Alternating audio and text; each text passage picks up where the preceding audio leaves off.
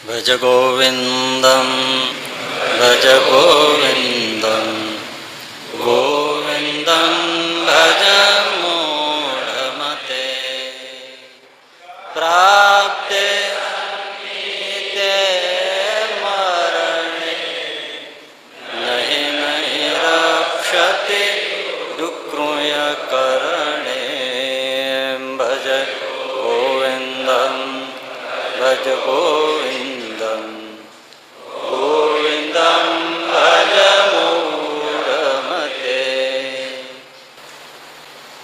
ભજ ગોવિંદમ ભજ ગોવિંદમ ગોવિંદમ ભજ મૂઢમતે પ્રાપ્તે સન્નિહિતે મરણે નહીં નહીં રક્ષતિ દુઃખૃય કરણે.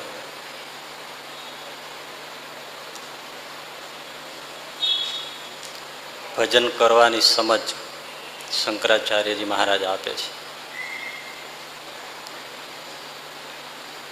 ભક્તિ માર્ગમાં જે આચાર્યો થયા છે એમણે નામનો મહિમા ઘણી પ્રકારે અને ઘણો કયો છે. એ નામનો મહિમા, ભગવાનના નામનો મહિમા જુદા જુદા સમયે કહી શકાય, એટલે કે જુદા જુદા પ્રવચનમાં.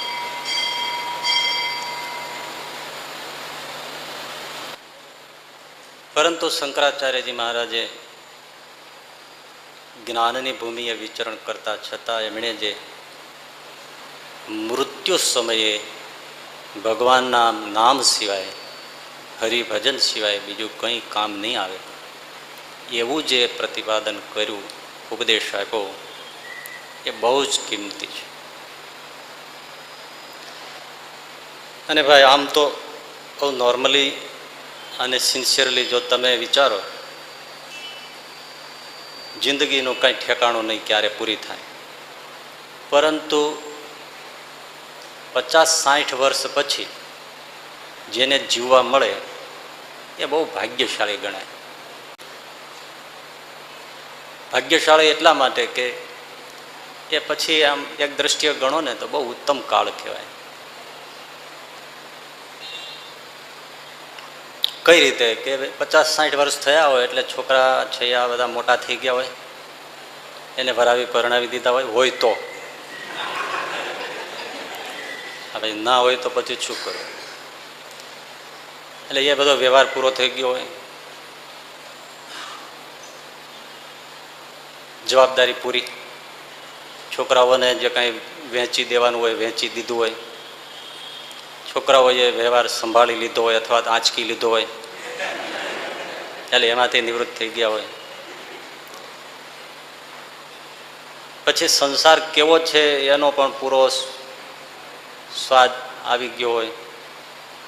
પહેલી દ્રષ્ટિએ તમે જુઓ તો ખાવું, પીવું, હરવું, ફરવું, જોવું, માણવું, મોજ કરવી, એ બધા જ સ્વાદ ચાખી લીધા હોય. એટલે કોઈ એમ ન હોય કે આ રહી ગયું. પોતાની કેપેસિટી પ્રમાણે એમણે સંસારના બધા પ્રકારના સ્વાદ પણ ટેસ્ટ કર્યા હોય, અભરખાઓ પણ પૂરી થઈ હોય. એટલે વ્યવહારમાં એને બધી ખબર પડી જાય છે કે જ્યાં જ્યાં હાથ નાખ્યો છે ત્યાં બહુ જ કડવાશ જ મળી છે. અને જેટલું એ બધું ભૂતકાળ સંભાળે એટલો એ દુઃખી થાય, કારણ કે કોઈ થકી એને સારા અનુભવ ન થયા હોય. ન પત્નીને પતિથી, ન પતિને પત્નીથી, ન બાળકોથી, ન પાડોશીથી, ન સંબંધીઓથી, ન ભાઈઓને બહેનોને, બધી જગ્યાએ તમે જુઓ તો એમ થાય કે હે ભગવાન બસ.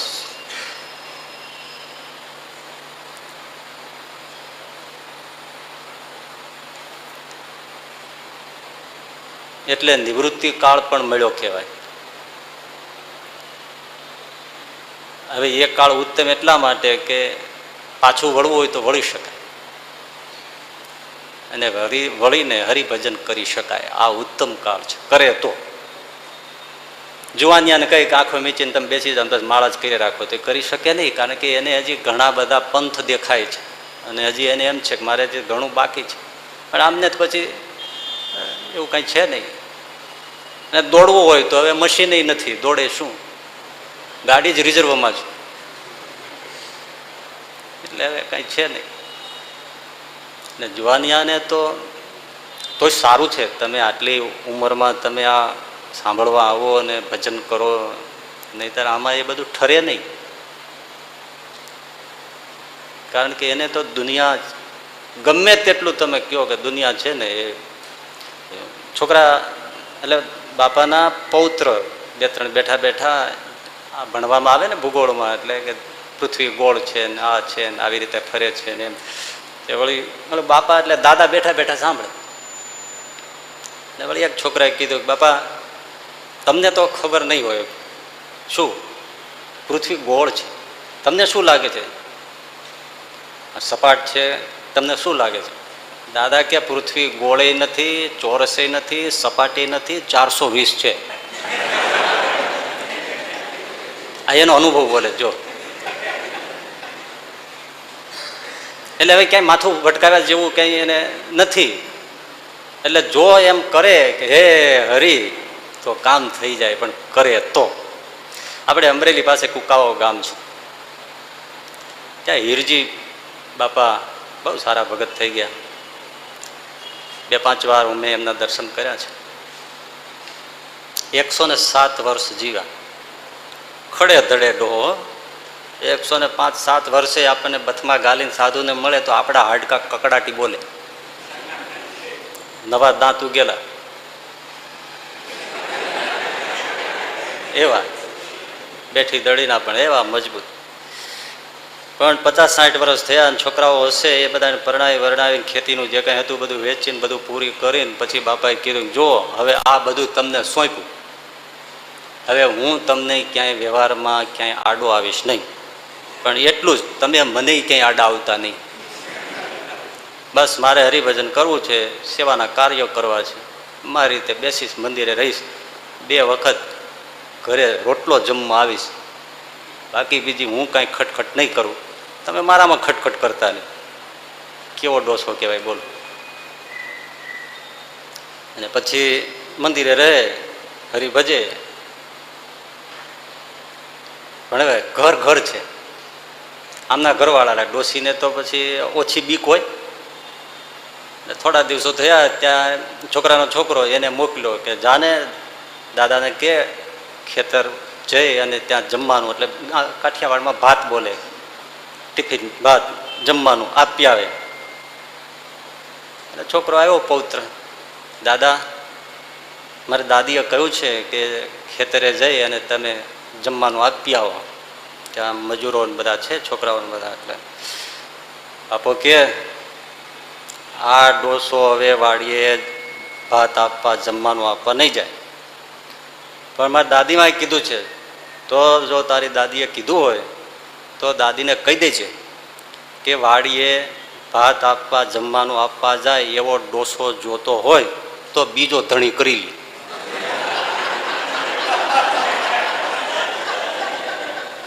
તે દિન ઘડીને પછીનો દી નામ ન લ્યો કોઈ ડોસાનું. કેવા કેવા. અને એક વસ્તુ તમે જો પૌત્રનું મોઢું જોઈ નહીં તો બધા પાણી પાણી થાય. તમે જો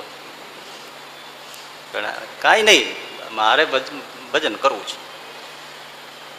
પછી ખાલી ભજન કરાય એવું જ નહીં, સત્સંગમાં ફરે, સંતોની સાથે ફરે, કોઈ મંદિરોના જેવા બધા કાર્યો હોય એમાં બધે બહુ સેવા કરે, પૈસે ટકે શરીરથી બહુ સેવા કરે, ગરીબોની સેવા કરે. મંદિરે હોય જ્યારે કાંઈ સેવા ફરવાનું ન હોય ગામડાઓમાં તો મંદિરમાં બેસે, ભગવાનની કથા વાંચે, જે આવે એને ભગવાનની વાતો સંભળાવે, જીવનમાં જીવા જેવી વાત કરે. આવી રીતે જીવન એને પસાર કર્યું ને 107 વર્ષે ડોસો બધાઈને જય સ્વામિનારાયણ કહીને ધામમાં વયા ગયા. આવું જીવી કેવો નિવૃત્તિ કાળનો ઉપયોગ કર્યો કહેવાય. પણ ગઢપણમાં આ બધું કરીશું એવા ખ્યાલમાં રહે એ આપણે જોયું ને કે મહામૂઢ. કારણ ગઢપણ આવે જેવું ક્યાં નક્કી છે. એક જણો ધંધામાં સારું કમાય, પણ આખો દિવસ ઘરે આવે તોય એને ફોન ઉપર ને આ તે પછી વ્યવહાર ને વેપાર જ ચાલી રાખે. એટલે પત્ની હતી બહુ ધર્મિષ્ઠ, ભગવત ભક્તિઓ ભાવવાળી. એમણે વારે વારે કહે કે ભાઈ તમે કમાવો એનો વાંધો નથી, બધા વ્યવહાર કરવા પડે, પણ તમે સવાર સાંજ માળા કરતા જાઓ ને 5-5. કરશું શું ઉતાવળ છે, કમાઈ લેવા દો, અત્યારે હજી ઉંમર છે કમાવાની, ત્યાં ત્યો અત્યારમાં વળી આ માળાના ચક્કરમાં ક્યાં ચડાવે. વળી થોડા દિવસ થાય ને વળી યાદી આપે, તમે કમાવો એનો વાંધો નથી, ધંધો સારો છે એ બહુ સારી વાત છે, દોડો એનો વાંધો નથી, પણ સવાર સાંજ તમે 10-15 મિનિટ 5-5 માળા કરતા જાઓ ને. પણ તને કેટલી વાર કહ્યું તું મારા માથાકૂટ ન કર, માળા કરશું ક્યાં જ એટલી બધી ઉતાવળ ફાટી જાય છે, હજી ઘણો લાંબો પન છે, નિરાતે કરશું, શું એવી ઉતાવળ છે મારે, અત્યારે કમાઈ લેવાનો અવસર છે. આ કે પણ કમાઈ લેવાની ક્યાં ના પાડું છું, પણ સવાર સાંજ આપણે જેમ જમવા જોઈએ એમાં આ જરા હરિભજન કરી લ્યો તમને વાંધો શું, તો કરવું જ છે ને હરિભજન, પછી કરવું જ છે, પછી નિરાતે ભજન કરવું છે આપણે, બીજું કરવું જ છે શું એવી ઉતાવળ છે.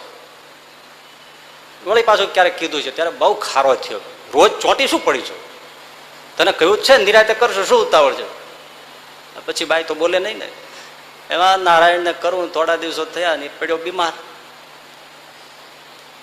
દવાખાને ગયા, ડોક્ટરે દવા આપી, પછી દવા તો આપવાનું પત્નીએ સંભાળવાનું હોય, ઓઈલો તો પછી પથારીમાં પીડ્યો હોય, આમ ઊભું થવાની કંઈ પેલી બહુ હોય ને સ્ટેમિના, એટલે પછી શું કરે, જે દવા આપવાનો સમય થયો એટલે કહ્યું કે ભાઈ લાવો દવા લાવો, એટલે પી લઉં, લઈ લઉં દવા. હા આપું છું હમણાં આવી જ નહીં દવા આપવા. 15-20 મિનિટ થઈ ગયેલા, પેલો કે પણ તને સાંભળ્યું દવા, હા ભૂલી ગઈ, કામ હોય ને કેટલા, અમારી એક કામ થોડું હોય, હમણાં આવી, હમણાં આવી. વળી પાછો 15-20 મિનિટ અડધો કલાક કાઢી નાખી. અરે તને કેમ આવું ભૂલાઈ જાય છે, તું જલ્દી મને દવા આપ. આમ કરતા કરતા 1.5 કલાક વયો, હા ભૂલાઈ ગયો, હમણાં આવી જુઓ. એમ કરતા કલાક પૂરો થયો ને પછી પેલો ખીજાણો કે શું લાવું છું કર્યા કરે છે, તે દવા આપને જલ્દી.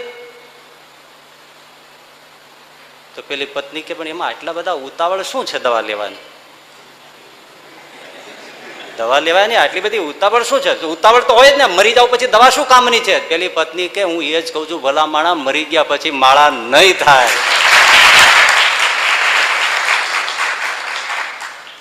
મરી ગયા પછી માળા નહીં થાય. ઉતાવળ જેમ દવા લેવામાં છે એમ ઉતાવળ હરિભજનમાં કરો, કારણ કે મરી ગયા પછી માળા નહીં થાય. ઔષધ કે રોટલો શરીરનું પોષણ છે, ભજન છે એ આત્માનું જીવનું કવચ અને રક્ષણ છે, અને એ જ કામ આવે. શંકરાચાર્યજી કહે છે, ભક્તિના આચાર્ય તો કહે છે ભાઈ સુખાવસાને દુખાવસાને દેહાવસાને ઇદમેવ જાપ્યમ ગોવિંદ દામોદર માધવેથી. એવું દામોદર સ્તોત્ર બહુ સુંદર છે. સુખ હોય દુઃખ હોય કે મૃત્યુકાળ હોય, બસ ગોવિંદ દામોદર માધવે. એ વચ્ચે યાદ આવશે કે કેમ ખબર નથી, પણ ગોવિંદ જે ભગવાનનું નામ મૂક્યું છે ને એ પણ બહુ વૈદિક અને બહુ શાસ્ત્રીય છે. હવે યાદ આવશે તો ત્યારે જોઈશું. અત્યારે મગજમાં આવ્યું, અત્યાર સુધી નહોતું યાદ આવ્યું, અચાનક અત્યારે આવ્યું. કારણ ગોવિંદ જે મૂક્યું છે એ પણ બહુ જ શાસ્ત્રીય વાત છે. હજી ગોવિંદમ બીજા ઘણા નામ લઈ શક્યા હોત, પણ ગોવિંદ નામ બહુ જ અત્યંત રહસ્યમય છે. પુકારના સમયમાં ગોવિંદ ભગવાનનું નામ છે એનો બધા ભક્તોએ ઉચ્ચાર કર્યો છે. પેલો ગજેન્દ્ર ડૂબવા માંડ્યો ત્યારે પણ એ હે ગોવિંદ હે ગોપાલ એમ પુકાર કરે છે. એટલે પછી જોઈશું એ જ્યારે આવશે ત્યારે મગજમાં. એટલે મૃત્યુનો સમય આવશે ત્યારે ભગવાનના ભજન સિવાય શંકરાચાર્ય કે બીજું કંઈ કામ નહીં આવે. એટલે કહ્યું કે ભજ ગોવિંદમ ગોવિંદમ ભજ મૂઢ મતે પ્રાપ્તે સન્નિહિતે મરણે. મૃત્યુ સમયે જ્યારે મોત આવશે ત્યારે નહીં રક્ષતી ડુક્રુય કરણે. આ ઉપદેશ શંકરાચાર્ય આવો સુંદર આપ્યો. એ કોને આપ્યો એ તો તમને મગજમાં હશે જ. શું હે? હા, કાશીમાં પેલા ત્યાં જ લોચો છે. આપણે કોઈ માથે લેતા જ નથી ને.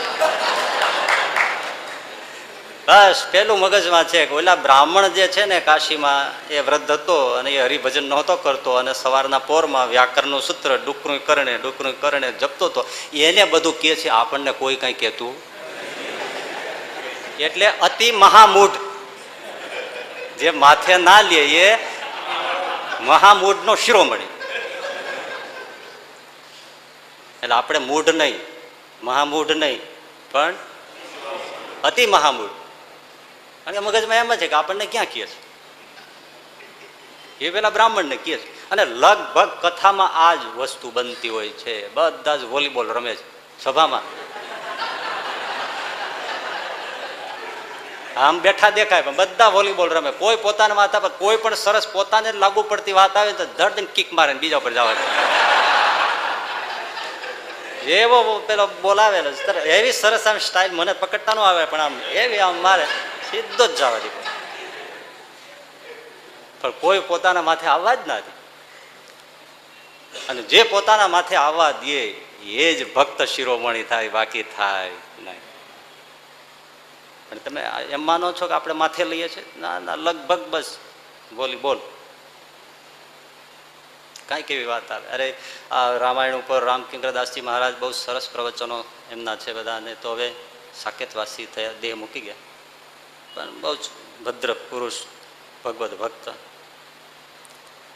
તો એ આખી જિંદગી રામાયણ સિવાય બીજી કોઈ ગ્રંથ પર બોલ્યા જ નહીં. રામાયણ સિવાય કોઈ વાત નહીં. તમે લગ્નના કોઈ એના પ્રસંગે જવાનું હોય ને બોલે તો રામાયણ જ બોલે. એકવાર કોઈ અખબારનું કંઈક પ્રસંગ હતો અને પરાણે બાપજીને લઈ ગયા આશીર્વાદ માટે, તો ત્યાંય રામાયણ જ કાઢી એને. અને એમાંથી રામાયણમાંથી એને પત્રકારત્વ કાઢ્યું કે મેસેન્જર હોય તો કેવો હોય, તો હનુમાનજી જેવો હોય, મંથરા જેવો ન હોવો જોઈએ. હનુમાનજી જે ત્યાં રામજીને આપ્યા ખબર કે સીતાજીને ત્યાં પહોંચાડ્યા, એવો જ હોવો જોઈએ મેસેન્જર. એટલે પત્રકારત્વનું કામ હનુમાનજી થવાનું છે, મંથરા થવાનું નથી. આવી સરસ મજાની રામાયણની કથા દ્વારા ઉપદેશ આપ્યો. આખી જિંદગી રામચરિત માનસને એકદમ અનન્ય શરણાગતિથી રહ્યા. હોય છે અમુક ડોંગરેજી મહારાજ આખી જિંદગી ભાગવત કથા કરી. તમે જુઓ, કોઈ દિવસ ક્યારેય કોઈ યજમાન માત્રનું ક્યારેય સંબોધન કર્યું નથી એમણે. ભાગવતજીની જ કથા શરૂ થાય, ભલે ગમે તેને કથા બેસાડી હોય, યજમાન શ્રીનું નામ આવે જ નહીં, સંબોધન પણ નહીં. કથા કૃષ્ણની થાય, યજમાનની ન થાય. આજે કોઈ આવું કરે એટલે તો લોકો ટીકા કરે, બહુ અહંકારી થઈ ગયા છે ને, આવા થઈ ગયા છે ને, આવું થઈ ગયું છે. પણ અમુક વસ્તુઓ તો બહુ હોય છે.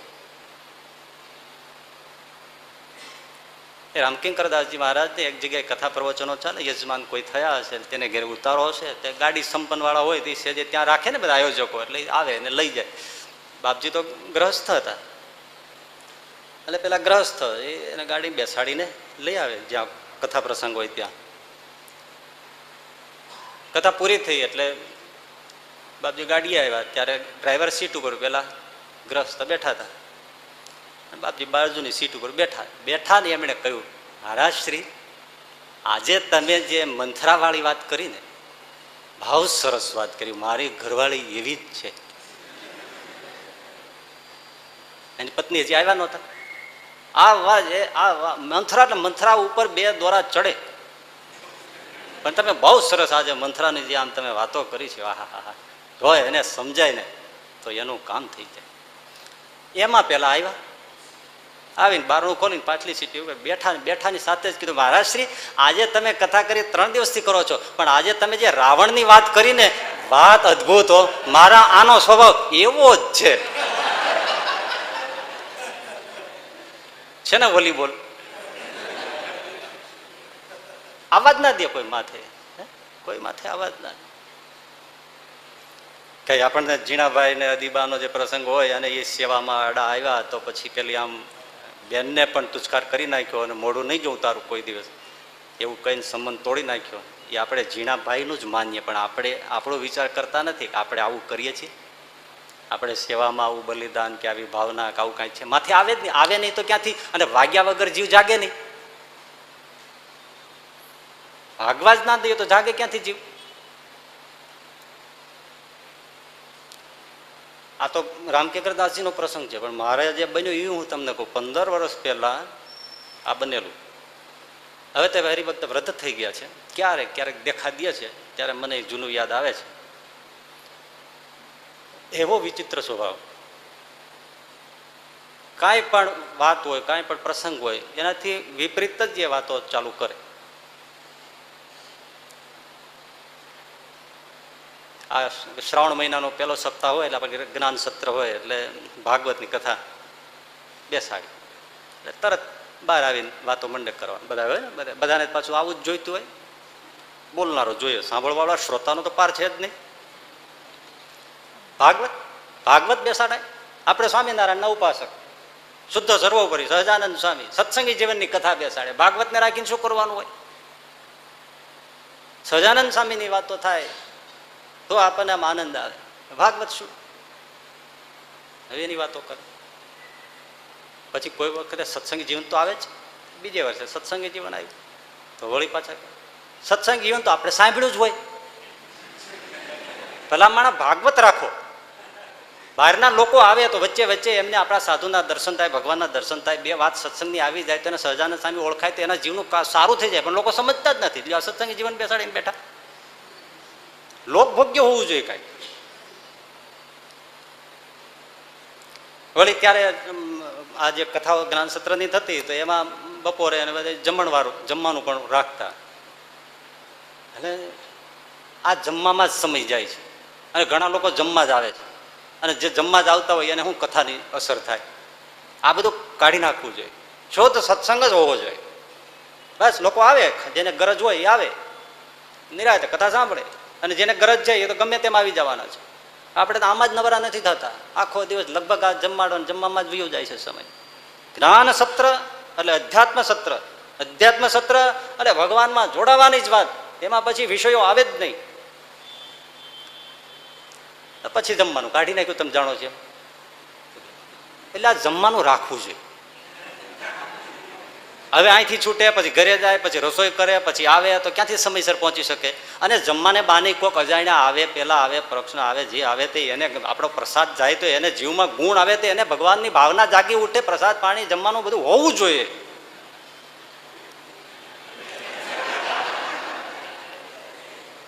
સવાર બપોરના સાંજે રાત્રિ કથાને ચાલે, 3 ટાઈમ સેશન ચાલતા હોય. તો કે સવારે લોકો સાવ ઓછા આવે, બધા કોઈ નવરા ન હોય તો સવારે પછી થોડી પાંખી હાજરી હોય તો સવારે છે ને વિરામ રાખવાની જરૂર છે.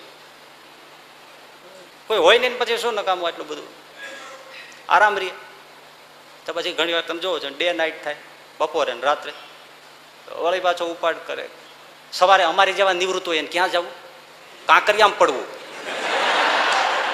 આ ફેંસલો તો આવી જાય સાહેબ. અમારે ક્યાં જવું? આ નિવૃત્ત કેટલાય છે આ બધા. સવારે શું બધા કરે? કથા તો હોવી જોઈએ ને. છેલ્લી ભાઈ કે નાના સાધુને બેસાડવા જોઈએ. પણ સવારનું સેશન બંધ થોડું રખાયું. જ્ઞાન સત્ર એટલે જ્ઞાન સત્ર, મળવું જ જોઈએ ભગવાનનું જ્ઞાન. બસ હવે વાતમાં પત્રિકા ન છાપો તો આમ કરે, છાપો તો આમ કરે, પીપુડી વાળા મંગાવો તો કે ધમાલ શું છે, ન મંગાવો તો કે ભગવાનનું ધામ તો ગાજતું ગુંજતું હોવું જોઈએ. એટલે આપણને સૂજે નહીં. એને વાતમાં સૂજે આવું પાછું. નાની નાની વાતમાં બસ આવો જ છે ને. એકદમ પેલા શિશુપાલ જેવો સ્વભાવ. બધી વાતમાં અવળું શું. હવે એમાં શું થયું કે ત્યારે સવારમાં જેમ કથા થાય છે ને ત્યારે કોઈ સંતો જે વાંચતા હોય ને બહાર ગયા હોય તો 15 વર્ષ પહેલાની વાત. એટલે પછી હું ક્યારેક આવીને કથામાં આવીને બેસી જાઉં તો હું આવીને બેસું. મારે બહાર ગયા છે એટલે મારે 2-5 દિવસ સંભાળવાનું છે, અઠવાડિયું 15 જે હશે તે. આવીને બેસી જાઓ. એ પહેલી લાઈનમાં જ હોય. મેં કીધું આ મોકો છે, હરિભક્તો થોડા ઓછા જ હોય. મેં કીધું અહીંયા આપણે થોડુંક જો આને કહીએ ને સમજાઈ જાય ને. મેં બધું ઉપાડ્યું અને આ જે કીધું એવું એક એક મુદ્દો લઈ લઈને મેં કીધું આવા સ્વભાવ હોય ગમે તે કરો એનાથી વિપરીત જ પ્રચાર કર્યા રાખે. કોઈ વાતને કોઈનું સુખ આવવા જ નથી. ડાભોળિયા જેવા મેં કીધું. અને કૂતરાની પૂંછડી વાંકીને વાંકી ગમેલી ભૂંગળીમાં ઘાલીને રાખો તો જેવી ભૂંગળી કાઢો 6 મહિના ભૂંગળી બાંધી રાખો પણ જેવી ભૂંગળી કાઢો એટલે પાછી તારે જ પૂછ્યું એ સિદ્ધિ થાય જ નહીં. મેં કીધું આવા સ્વભાવ ન પોતે સુખ લે ન બીજાને સુખ લેવા દે. અને એવી રીતે કામ એની સામે જોઈને વાત કરીને 1.5 કલાક મેં બળ કર્યું. મેં કીધું હવે તો સમજાઈ જતું છે ને. અને જેવી સભા છૂટી મારા 2 ગોઠણ દબાવીને કે મને કે સ્વામી આજ તો તમે હોથા કાઢી નાખ્યા.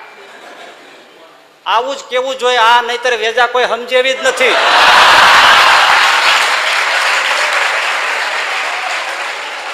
આ તમને બધાય બુદ્ધિવાળા લાગે, પણ આ તો બહુ જાડી બુદ્ધિના.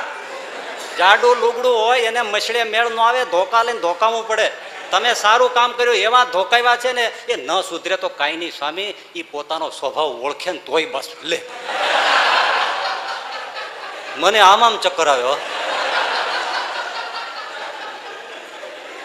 સ્વભાવ ઓળખે તોય બસ છે સ્વામી, પણ તમે બહુ સારામાં સારું કામ કર્યું, હોથા કાઢી નાખ્યા, અને તમારા સિવાય કોઈ કહે નહીં, હોથા કાઢી નાખ્યા.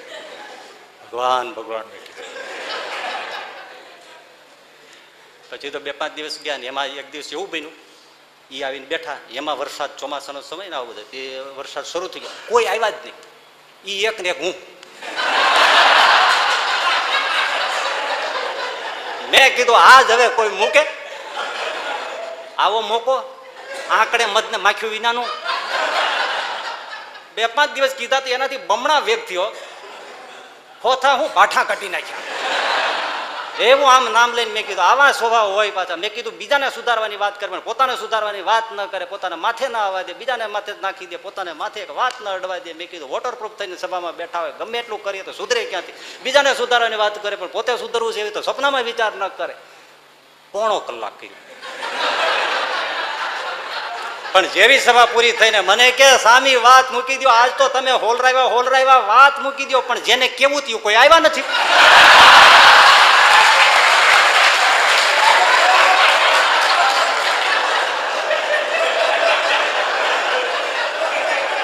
વરસાદ નડી ગયો સ્વામી, તમારું બળ સાવ નકામું ગયું, હું શ્રીપતિમ કર્યા વગર વયો ગયો.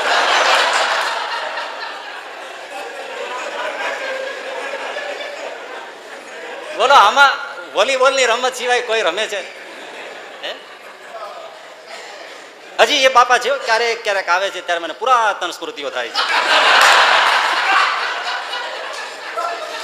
નામ ન અપાય. એટલે આપણે અતિ મહામૂળ છે. આપણે વિચાર કરીએ છીએ કે શંકરાચાર્ય જે કાશીમાં પેલા બ્રાહ્મણને ઉપદેશ આપ્યો છે કે તું આ વ્યાકરણના સૂત્રો ડુકરી ડુકરી કરને કરે છે, પણ ભજ ગોવિંદમ સિવાય તારું મોત આવશે. પ્રાપ્તે સન્નિહિતે મરણે, મૃત્યુ સમયે ભજન સિવાય, હરિભજન, નામ જપ, નામ સ્મરણ સિવાય કંઈ કામ નહીં આવે. પણ એ કોને કહે છે? આપણને પોતાને. આપણને નહીં, મને.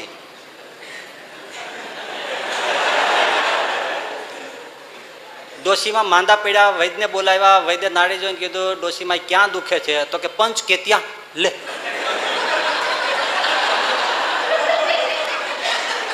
એટલે આમાં કઈ પંચ હાલે? એમ કથામાં આપણે જેવું જ છે. આપણને કહે છે, આપણને એટલે કોને? મને કહે છે. કોને?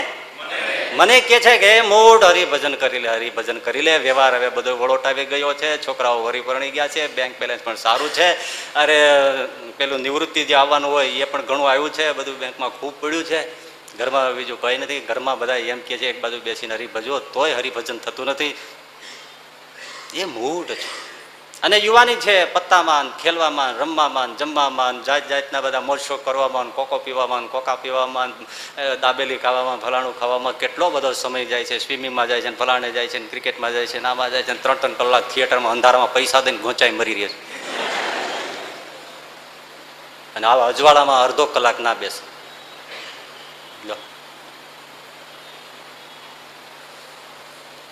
એ બધા મૂળ છે.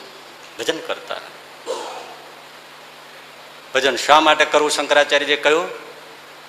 કારણ કે મૃત્યુ સમયે ભજન સિવાય, હરિનામ સિવાય કોઈ તારું રક્ષણ કરશે. હવે સમજવાનું છે સિન્સિયરલી. રક્ષણ શું? મોત આવશે ત્યારે ભગવાનનું ભજન સિવાય, હરિભજન સિવાય તારું કોઈ રક્ષણ નહીં કરે. ત્યાં રક્ષણ શું? મૃત્યુ સમયે, મોત સમયે. એટલે જે હરિભજન કરતો હોય એને મોત ના આવે, હરિભજન કરતો હોય એ મરે નહીં. તો રક્ષણ શું? મૃત્યુ સમયે શું રક્ષણ? કે જે હરિભજન કરતો હોય એને અકસ્માત ન થાય, અને થાય તો એ બાલ બચી જાય, એને કાંઈ ન થાય, મોટર ભાંગી જાય પણ એવો ને એવો નીકળે. આ સ્વાઇન ફ્લૂ ને એવા બધા રોગચાળા ફાટી નીકળે પણ એને કશું થાય જ નહીં, થાય તો મરે નહીં, ગમે તેમ કરે તો મરે જ નહીં. એવું રક્ષણ. એ તો ભાઈ આસ્તિક હોય કે નાસ્તિક હોય, ભજન કર્યું હોય તોય ભલે, હરિભજન ન કર્યું હોય તોય ભલે, એને રોગચાળામાં ઝપટમાં આવે અને ઉકલી જાય, અકસ્માતમાં એ પણ ચાલ્યા જાય, મૃત્યુ આવે ત્યારે એ ચાલ્યા જાય. મૃત્યુ સમયે રક્ષણ શું એ સમજી રાખવું. હા, એનો અર્થ એવો નથી કે જેણે હરિભજન કર્યું હોય એને આવા કોઈ વિપરીત પ્રસંગો આવી જાય ત્યારે ભજન કરનારાને ભગવાન રક્ષા નથી કરતા. એની ભાવના ઉપર અને એને જેવા હિત ઉપર હરિભજન કરનારાને ભગવાન રક્ષા કરે છે. આશ્રય જેને છે ને, અરે એક છોકરો દત્તક લીધા પછી એનો બાલ્ય પિતા બાપ ગણાય તો એ પણ એ છોકરાનો રાજદી છત્ર બને. ગુણાતીતાનંદ સ્વામી કીધું છે ને, ભગવાન તો આપણી રક્ષામાં જ બેઠા છે. જેમ આંખની રક્ષા પાપણ કરે છે, હાથ જેમ આપણી ડોકની રક્ષા કરે છે, અને માવતર જેમ છોકરાની રક્ષા કરે છે, એમ ભગવાન પોતાના ભક્તની રક્ષા કરે છે ને કરે છે. બેઠા છે, રક્ષા તો થાય જ છે. એટલે એવું નથી કે હરિભજન કરે તો બધા પછી એને કઈ વિપરીત પ્રસંગો હોય ત્યારે રક્ષા નથી થતી. થાય જ. રાજકોટમાં ભંડારની પાછળ કૂવો, આ જૂનો ભંડાર હતો, એ અત્યારે તો નવું બાંધકામ થઈ ગયું, પણ એ કૂવો 70 ફૂટ ઊંડો વખુંબર અને કાચી ભેખડ્યો કાઠિયાવાડની, એટલે મોટી મોટી ધારદાર શિલાઓ ચારે બાજુ ધાર નીકળેલી હોય એવી એની બધી સાઈડ. તે માથું ભટકાય તો માણસ બચે જ નહીં. અને ચોમાસે પાણી સારું હોય પણ પછી ધીમે ધીમે પાણી ઊંડું જાય, એટલે એમાં 3 એવા સ્ટેપ ઉપર નીચે, એનાથી નીચે એવા ગડરના આડા નાખીને એના ઉપર પાણીની મોટરો ગોઠવવાની હોય. જેમ જેમ ઉનાળો આવતો જાય મોટર નીચે નીચે પેલા ગડર ઉપર મુકાતી જાય. જેઠ મહિનો આવી ગયેલો, વરસાદ હજી આવ્યો નહીં, એટલે છેલ્લા ગડર ઉપર મોટર મૂકીને પાણી જે કાંઈ થોડું ઘણું 3-4 ફૂટ કે 2 ફૂટ જેટલું હોય એ ખેંચવાનું હોય. એટલે આપણે નીલકંઠ સ્વામી તો એમણે વિચાર કર્યો કે આ વરસાદ ખેંચાય છે તો જરા મોટરને હવે વરસાદ આવી જાય તો એવું થાય તો આપણે ઊંચી જ લઈ લઈએ અને જોવું પોઝિશન શું છે. એક ભગતને લઈ અને કૂવાને કાંઠે આવ્યા. કૂવાને કાંઠે દોરડું બાંધ્યું. ત્યારે ભગતને કીધું તમે ઊભા રહ્યો, હું નીચે જાઉં છું. 70 ફૂટ ઊંડો કૂવો, ભખુંબર, વચ્ચે લોખંડના ગડર અને ધારદાર ચારે બાજુ દિવાલ. દોરડું લઈને નીચે ઉતર્યા. નીચે ગયા તો હવે ત્યાંમાં કોઈ નાની બાજુમાં ભંડાર, એટલે કોઈ લોખંડની સગડી પડી ગઈ હોય, કોઈ તાવીથા પડી ગયા હોય, કોઈ ચીપિયા પડી ગયા હોય, કોઈ લોખંડની ચોકીઓ પણ પતરાની પડી ગઈ હોય, એ સળીને કાટમાળ નીચે પડ્યો હોય, કોઈ સળિયા, કોઈ લોખંડ આવું તાવીથા એવું પણ પડ્યું હોય, પથરાઓ હોય, મોટા કોલસા હોય, બધું પડ્યું હોય અંદર. કાટમાળ બધો ભયંકર કે જો પગ મૂકો તો તમને ફાડી નાખે. એક તો પાણીમાં કટાઈને ધારદાર પેલા થઈ ગયા હોય. આ બધું જોયું, અમને થયું કે પાણી તો ઓછું છે પણ આ બધો ગાળે ઘણા વર્ષોનો પડ્યો છે તો આ બધું કાઢવો જરૂરી છે જેથી કરીને કૂવો સારો થાય. એવો વિચાર કરીએ, નક્કી કરીને સારું પછી વિચારશું. દોરડે પાછા ચડવા માંડ્યા. સાવ બનેલી વાત. આડા 3 ગડરિયા, દિવાલો આવી, નીચે આવો કાટમાળ, પતરાનો લોખંડનો સડેલો અને 70 ફૂટ ઊંડો. એની ઉપર ચડતા ચડતા છેક કાંઠે આવી ગયા. એટલે આ દોરડું બાંધ્યું હોય તો સામે ભગત ઊભા હતા, એમને હાથ પકડીને ખેંચીને નીકળવાનું હતું. ભગતને હાથ જ્યાં પકડ્યો તો ભગત ધ્રુજવા મળ્યા, કારણ કે નીચે જોવે ને તો ચક્કર આવે એવો વખુંબર કૂવો. એ તમે તો જોયો નથી, અમે તો જોયો હોય. એટલે આમ ભગતને મીંડા ચક્કર આવે, પરસ્યો વળી ગયો. એટલે આ સ્વામીએ કહેલા ભગત તમે મારો હાથ હરકો પકડજો પાછા. હજી બોલે ન બોલે ત્યાં ભગતને વિશ્વાસ છે, એમણે એનો હાથ પકડ્યો, દોરડું મૂકી દીધું અને ભગત એટલા ધ્રુજ્યા કે પરસ્યો વળસ્યો થઈ ગયા. એમાંથી હાથ લપસી ગયો અને ગયા ધડામ કૂવા ઉપલે કાંઠેથી. પણ જેવા વછૂટ્યા એવી જ અંતરમાંથી ચીસ નીકળી ગઈ, હે સ્વામિનારાયણ, આ નામ છે, હે સ્વામિનારાયણ. પણ એ તો ગયા કૂવાને તળે. ભગતને રાડ ફાટી ગઈ. બધા રસોઈયા બ્રાહ્મણો તરત દોડીને આવ્યા, બધા સંતો દોડીને આવ્યા. ખબર પડી કે સ્વામી કૂવામાં પડી ગયા છે. હાહાકાર થઈ જાય ભાઈ તો દોડીને. અને પેલા ત્યાં જઈને પડીને બેભાન થઈ ગયા. રેત નહીં ને, એ તો વાત સાવ ચોખ્ખી વાત છે. એટલે તાત્કાલિક સંતો આવ્યા. પછી એક નાનો પલંગ હતો એ ઉતારીને સેવકો અંદર બે ગયા, તેને જઈને ખેંચી તેડીને એને ખાટલી ઉપર નાખીને ખેંચીને બહાર લાવ્યા. સાધુઆશ્રમમાં ઢોલિયા સાથે લઈ આવ્યા. જ્યાં સાધુઆશ્રમમાં ઢોલિયો મૂક્યો ત્યાં તો યદ્રમાના પડી ગયા, ચીસ પડી. એટલે 1-2 સંતો દોડીને જોગી સ્વામી પાછળ બદામ હતી ત્યાં બેસતા. એટલે ત્યાં જઈને કીધું કે સ્વામી આવું થયું છે અને કૂવામાં પેલા સાધુ પડી ગયા છે, મહારાજને પ્રાર્થના કરો. સ્વામી આંખ્યું મીચીને કે હે મહારાજ, સાધુની રક્ષા કરજો. એમ કરીને સ્વામી માળા લાગી ગયા. અહીંયા લઈ આવ્યા જેવા સાધુ આશ્રમમાં, ત્યાં તો આંખ ખોલીને બેઠા થયા. જોગી સ્વામી આવ્યા, હાથ ફેર્યો, કેમ છે? મને કાંઈ નથી.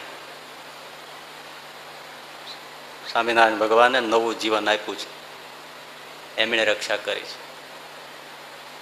તો એ દવાખાને લઈ ગયા. ડોક્ટરે તપાસ્યા, આ તે બધું તપાસ્યું તો કે ના, કશું જ થયું નથી. પેલા સાધુને પૂછ્યું કેમ થયું? કે મેં પુકાર કર્યો હે સ્વામિનારાયણ, એકવાર નામ નીકળી ગયું ત્યાર પછી મને એમ લાગ્યું મને કોઈ તેડી લીધો છે, આવો મને અનુભવ થયો, બીજો મને અનુભવ નથી. ભગવાનનું ભજન નથી, ભજન કરવા વાળાને રક્ષા કરતું એવું નથી. જરૂર રક્ષા કરે, પણ છતાંય દેહ મર્ત્ય ધર્મ વાળો છે એટલે મોત આવે ખરું જ, મરવું જ પડે. અહીંયા ઈચ્છિત મૃત્યુ વાળા ભીષ્મ દાદા જેવા પણ વયા ગયા છે, તો પછી આપણે તો કઈ વાડીના મૂળા. અને વયું જ જવું જોઈએ બીજાના માટે ભલાઈથી.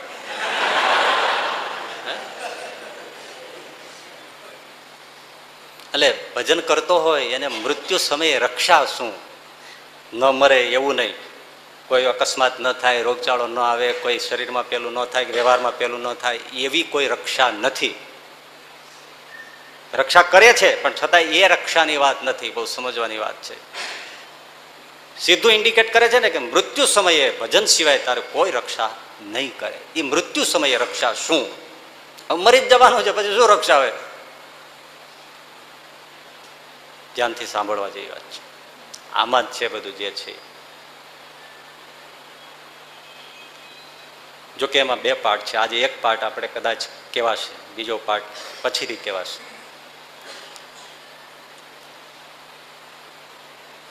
મરનાર જે હોય છે ને, મૃત્યુ સમયે મરનારને 5 પ્રકારની પીડા સતાવે છે. આના ઉપર કઈ વિજ્ઞાન રિસર્ચ નથી કરવાનું, એ તો એને પેઇન રિલીવ થાય એવું કઈ રિસર્ચ કરશે, એ શરીર નહીં.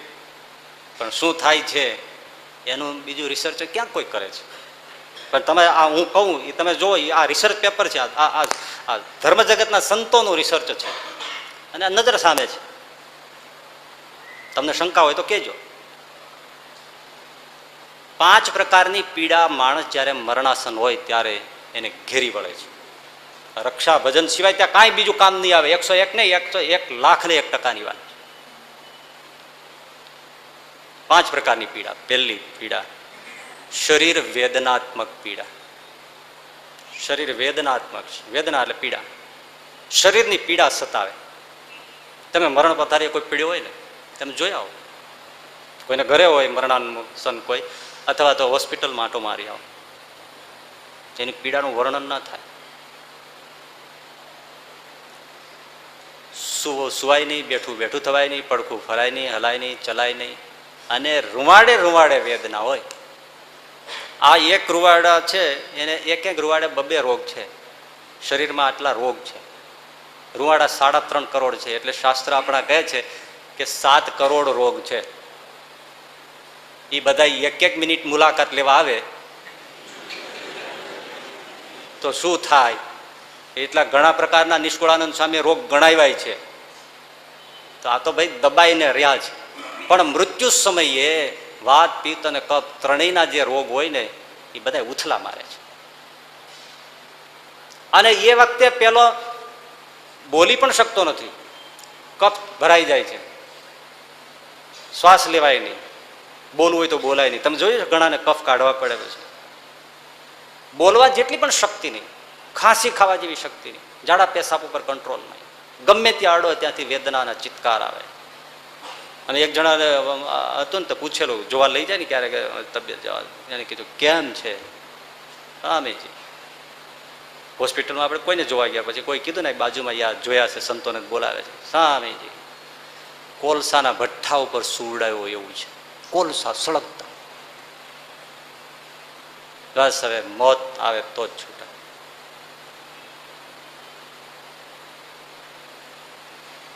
ઓડકાર પણ ન ખાઈ શકાય, વાયુ નીચેથી પણ વહન ન થાય, પેટમાં એવો વમળ ચડે કે જેને કોઈ વેદના વ્યક્ત જ કરી ના શકે.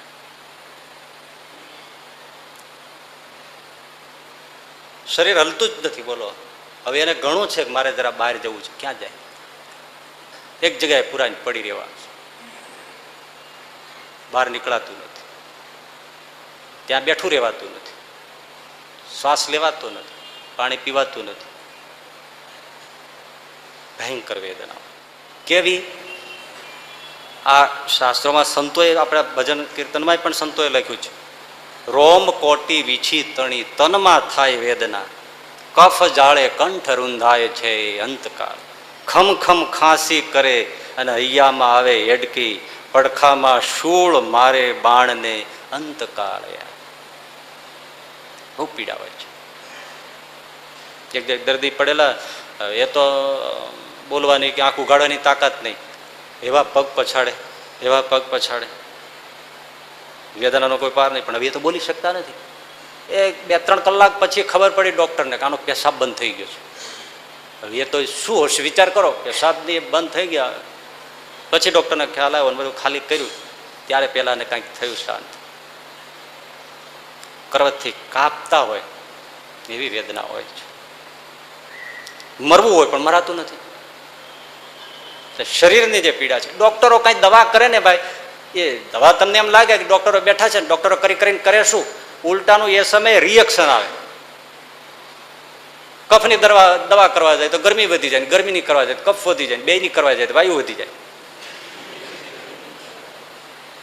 અતિ પીડા હોય છે, અતિ.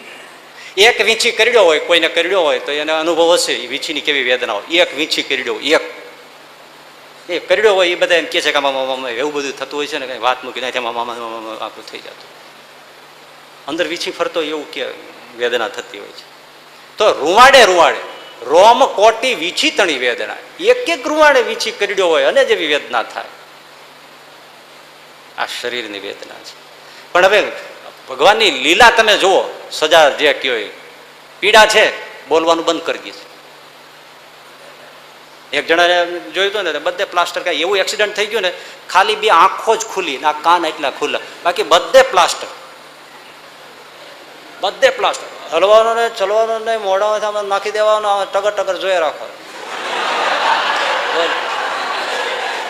ભગવાનની મૂર્તિમાં કોઈ દી ધ્યાન કરીને આમ ન બેઠો, પણ આમ જ જોયા રાખો.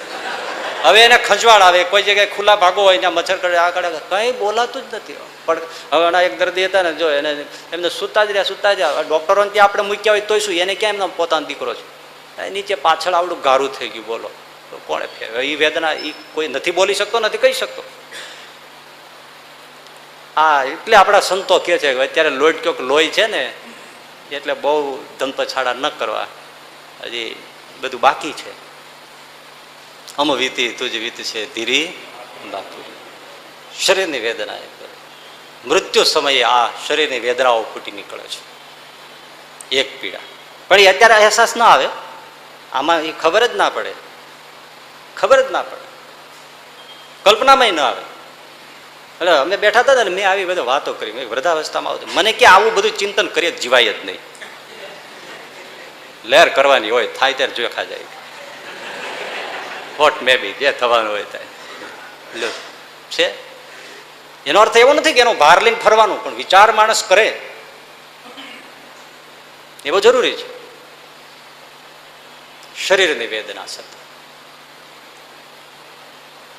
બીજી પીડા, સ્વજન મોહાત્મક પીડા. પોતાના જે પરિવાર સભ્યો, પત્ની, પુત્ર, પૌત્ર, આ બધા કુટુંબીઓ, એનો મોહ, એમાં હેત, એમાં આસક્તિ, એ પીડા આપે છે. હવે એને જવાનું છે ત્યારે પેલું આવે છે, બસ આંખો બંધ થઈ પછી જે દીકરા વાલા છે એને ક્યારેય મળવાનું નથી. આપણને વિચાર ના આવે, આ જ્ઞાન જ ન થાય ત્યારે.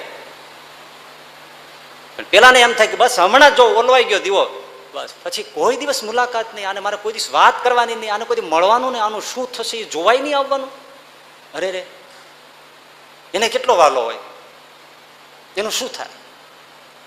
આખો પડદો પડી જાય.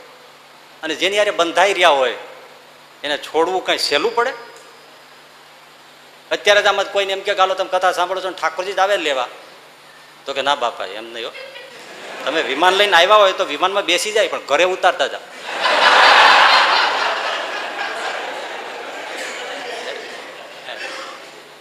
છોકરાને સ્કૂલમાં સાહેબે પૂછ્યું કે સ્વર્ગમાં કોને આવવું છે, કોણ ના પાડે?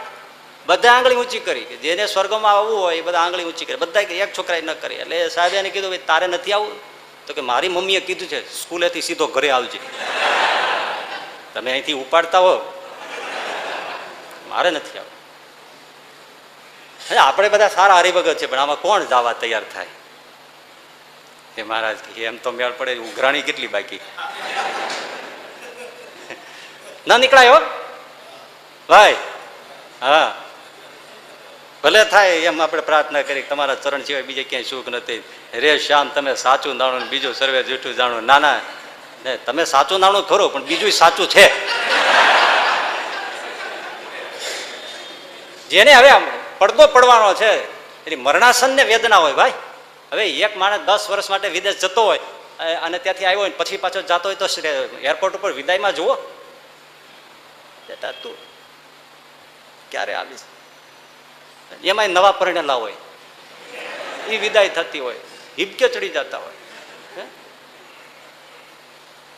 સ્વજનને છોડીને જવાનું દુઃખ મારા મહિના છે, એમાં હેત છે, અતિ આસક્તિ છે, હવે જવાનું થાય. એટલું જ નહીં, હવે એમ થાય અરે હું જાય પછી આ ડોશીને સાચવશે, આ નાના છોકરાને હેરાન કરે છે તેનું બધું જૂટવી નહીં લે, આ 2 મકાનના હરકા ભાગ હજી નથી પડ્યા, આને રહેવા દેશે કે નહીં, આને કોણ સાચવશે, આને કોણ સાચવશે, દીકરી પાછી આવી છે એનું શું થશે, હજી દીકરીના વ્યવસાય લગ્ન નથી થયા એનું શું થશે.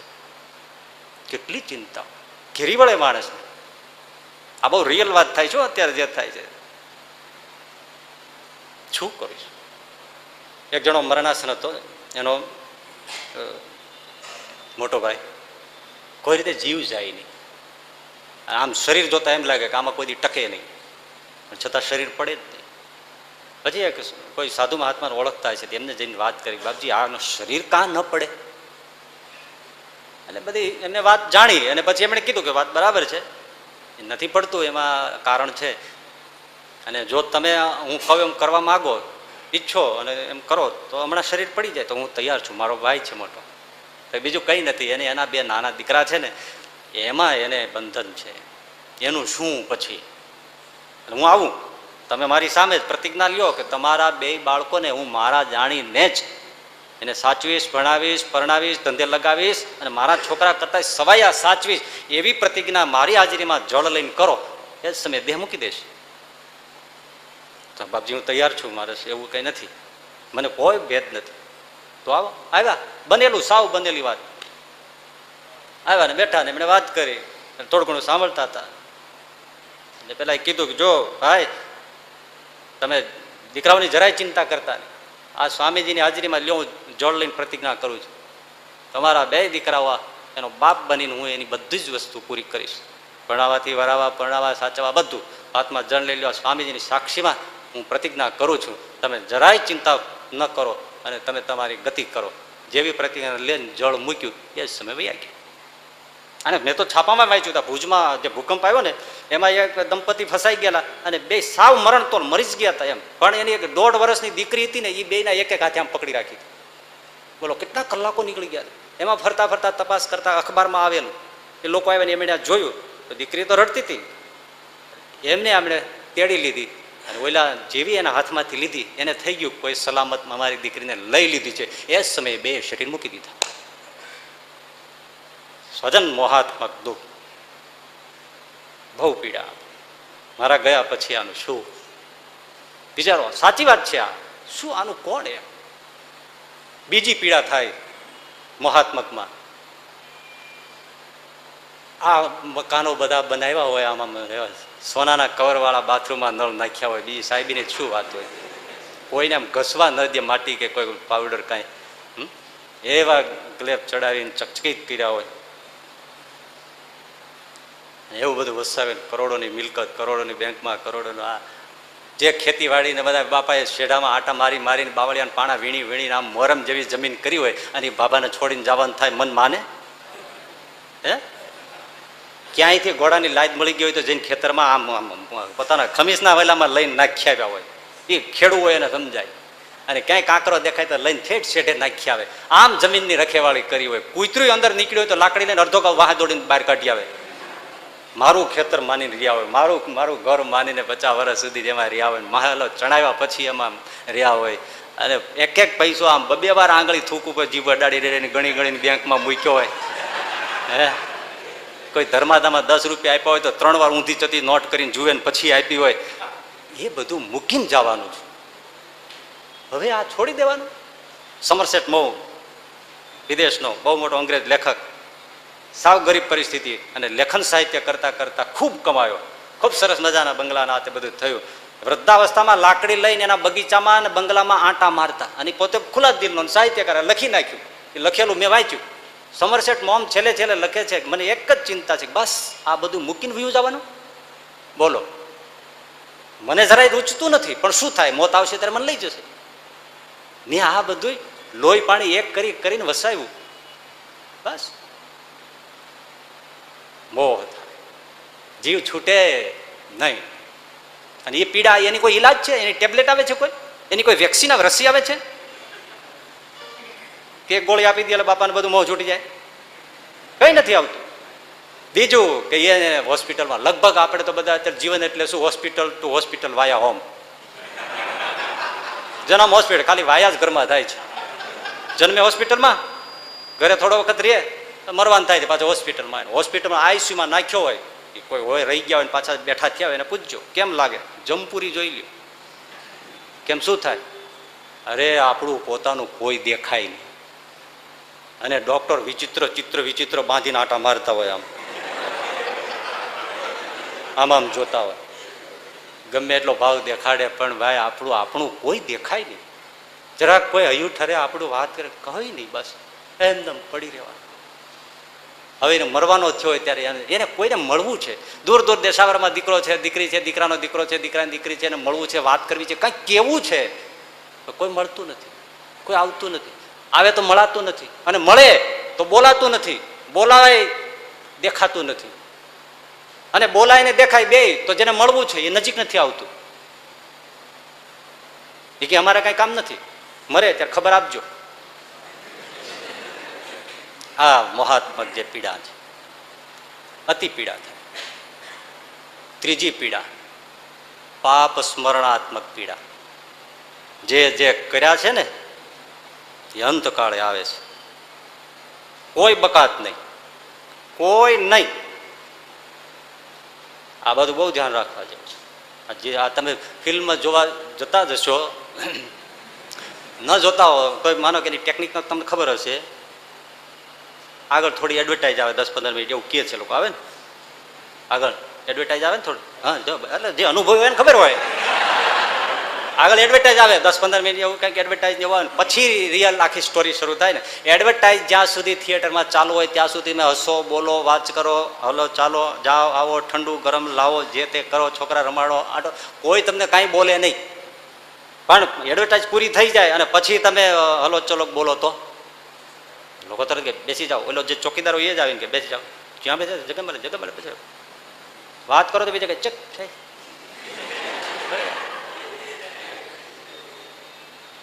એક જણાનો થિયેટરમાં ઉધરસ ભારે થઈ ગઈ, એટલે ઠ ડાયલોગ બરાબર સમજવાની થાય ત્યાં ઠ કરીને કરે, જે બરાબર આમ ટપોરો પડે એવો શબ્દ હોય ત્યાં ઠ કરીને કરે. બાજુવાળો હતો ને એમણે કીધું આ ગોળી મોઢામાં રાખો ને સાહેબ, તમે ગોળી એકદમ અક્ષીર છે, મોઢામાં મૂકી દીધી, ઉધરસ બંધ. ઓલો ખુશ થઈ ગયો, બહાર નીકળી નીચેનો ઓલા ભાઈ કે આ ગોળીનું મને જરા નામ લખી દેજો ને, બહુ અક્ષીર દવા છે. કાંઈ નથી, મારા શર્ટનું બટન છે.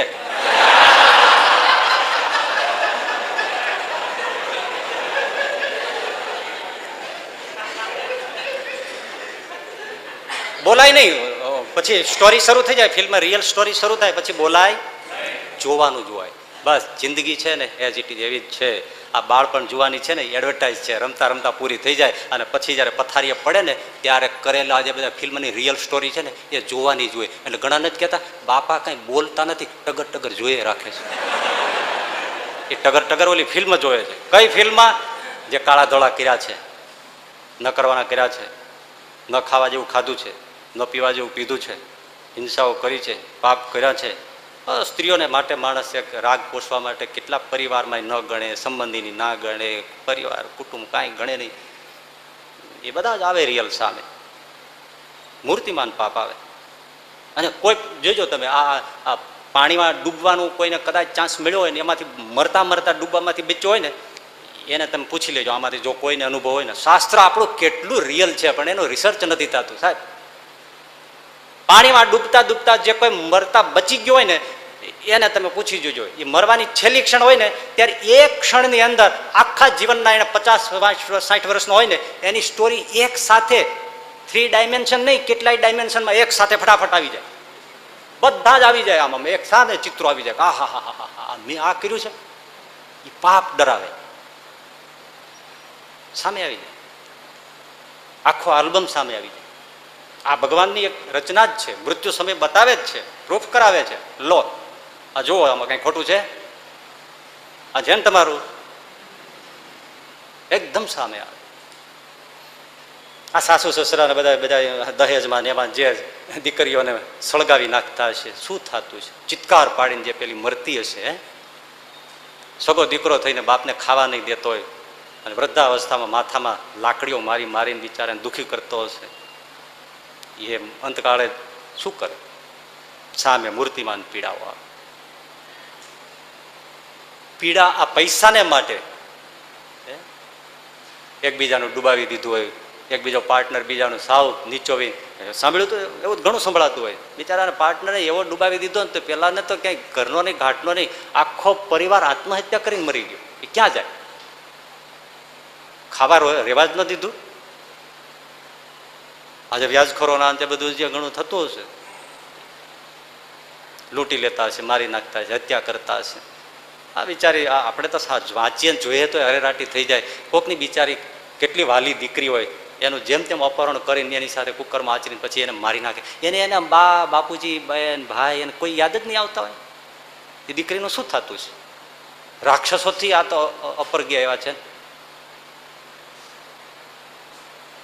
કોઈ વિચાર જ નહીં.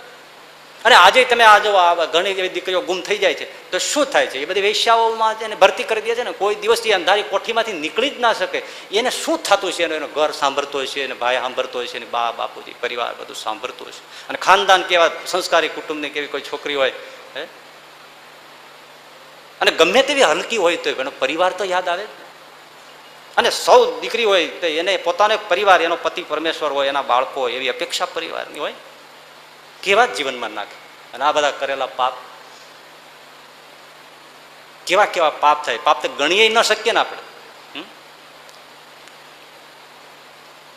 આ ધર્મનું ખંડન કર્યું હોય, વ્રતનું ખંડન કર્યું હોય, ઈશ્વરનું ખંડન કર્યું, અવતારનું ખંડન કર્યું, ભજનનું ખંડન કર્યું હોય, શાસ્ત્રનું ખંડન કર્યું હોય, એ બધા સામે આવીને ઉભા રહી. એક માંસ ખાવાની રુચિમાંથી કેવા કેવા હિંસાઓ કરતા હોય છે. એક દીકરો જ જોઈએ છે બસ, પછી જેટલી દીકરી આવે ને ગર્ભાશયમાં કાપી નાખે.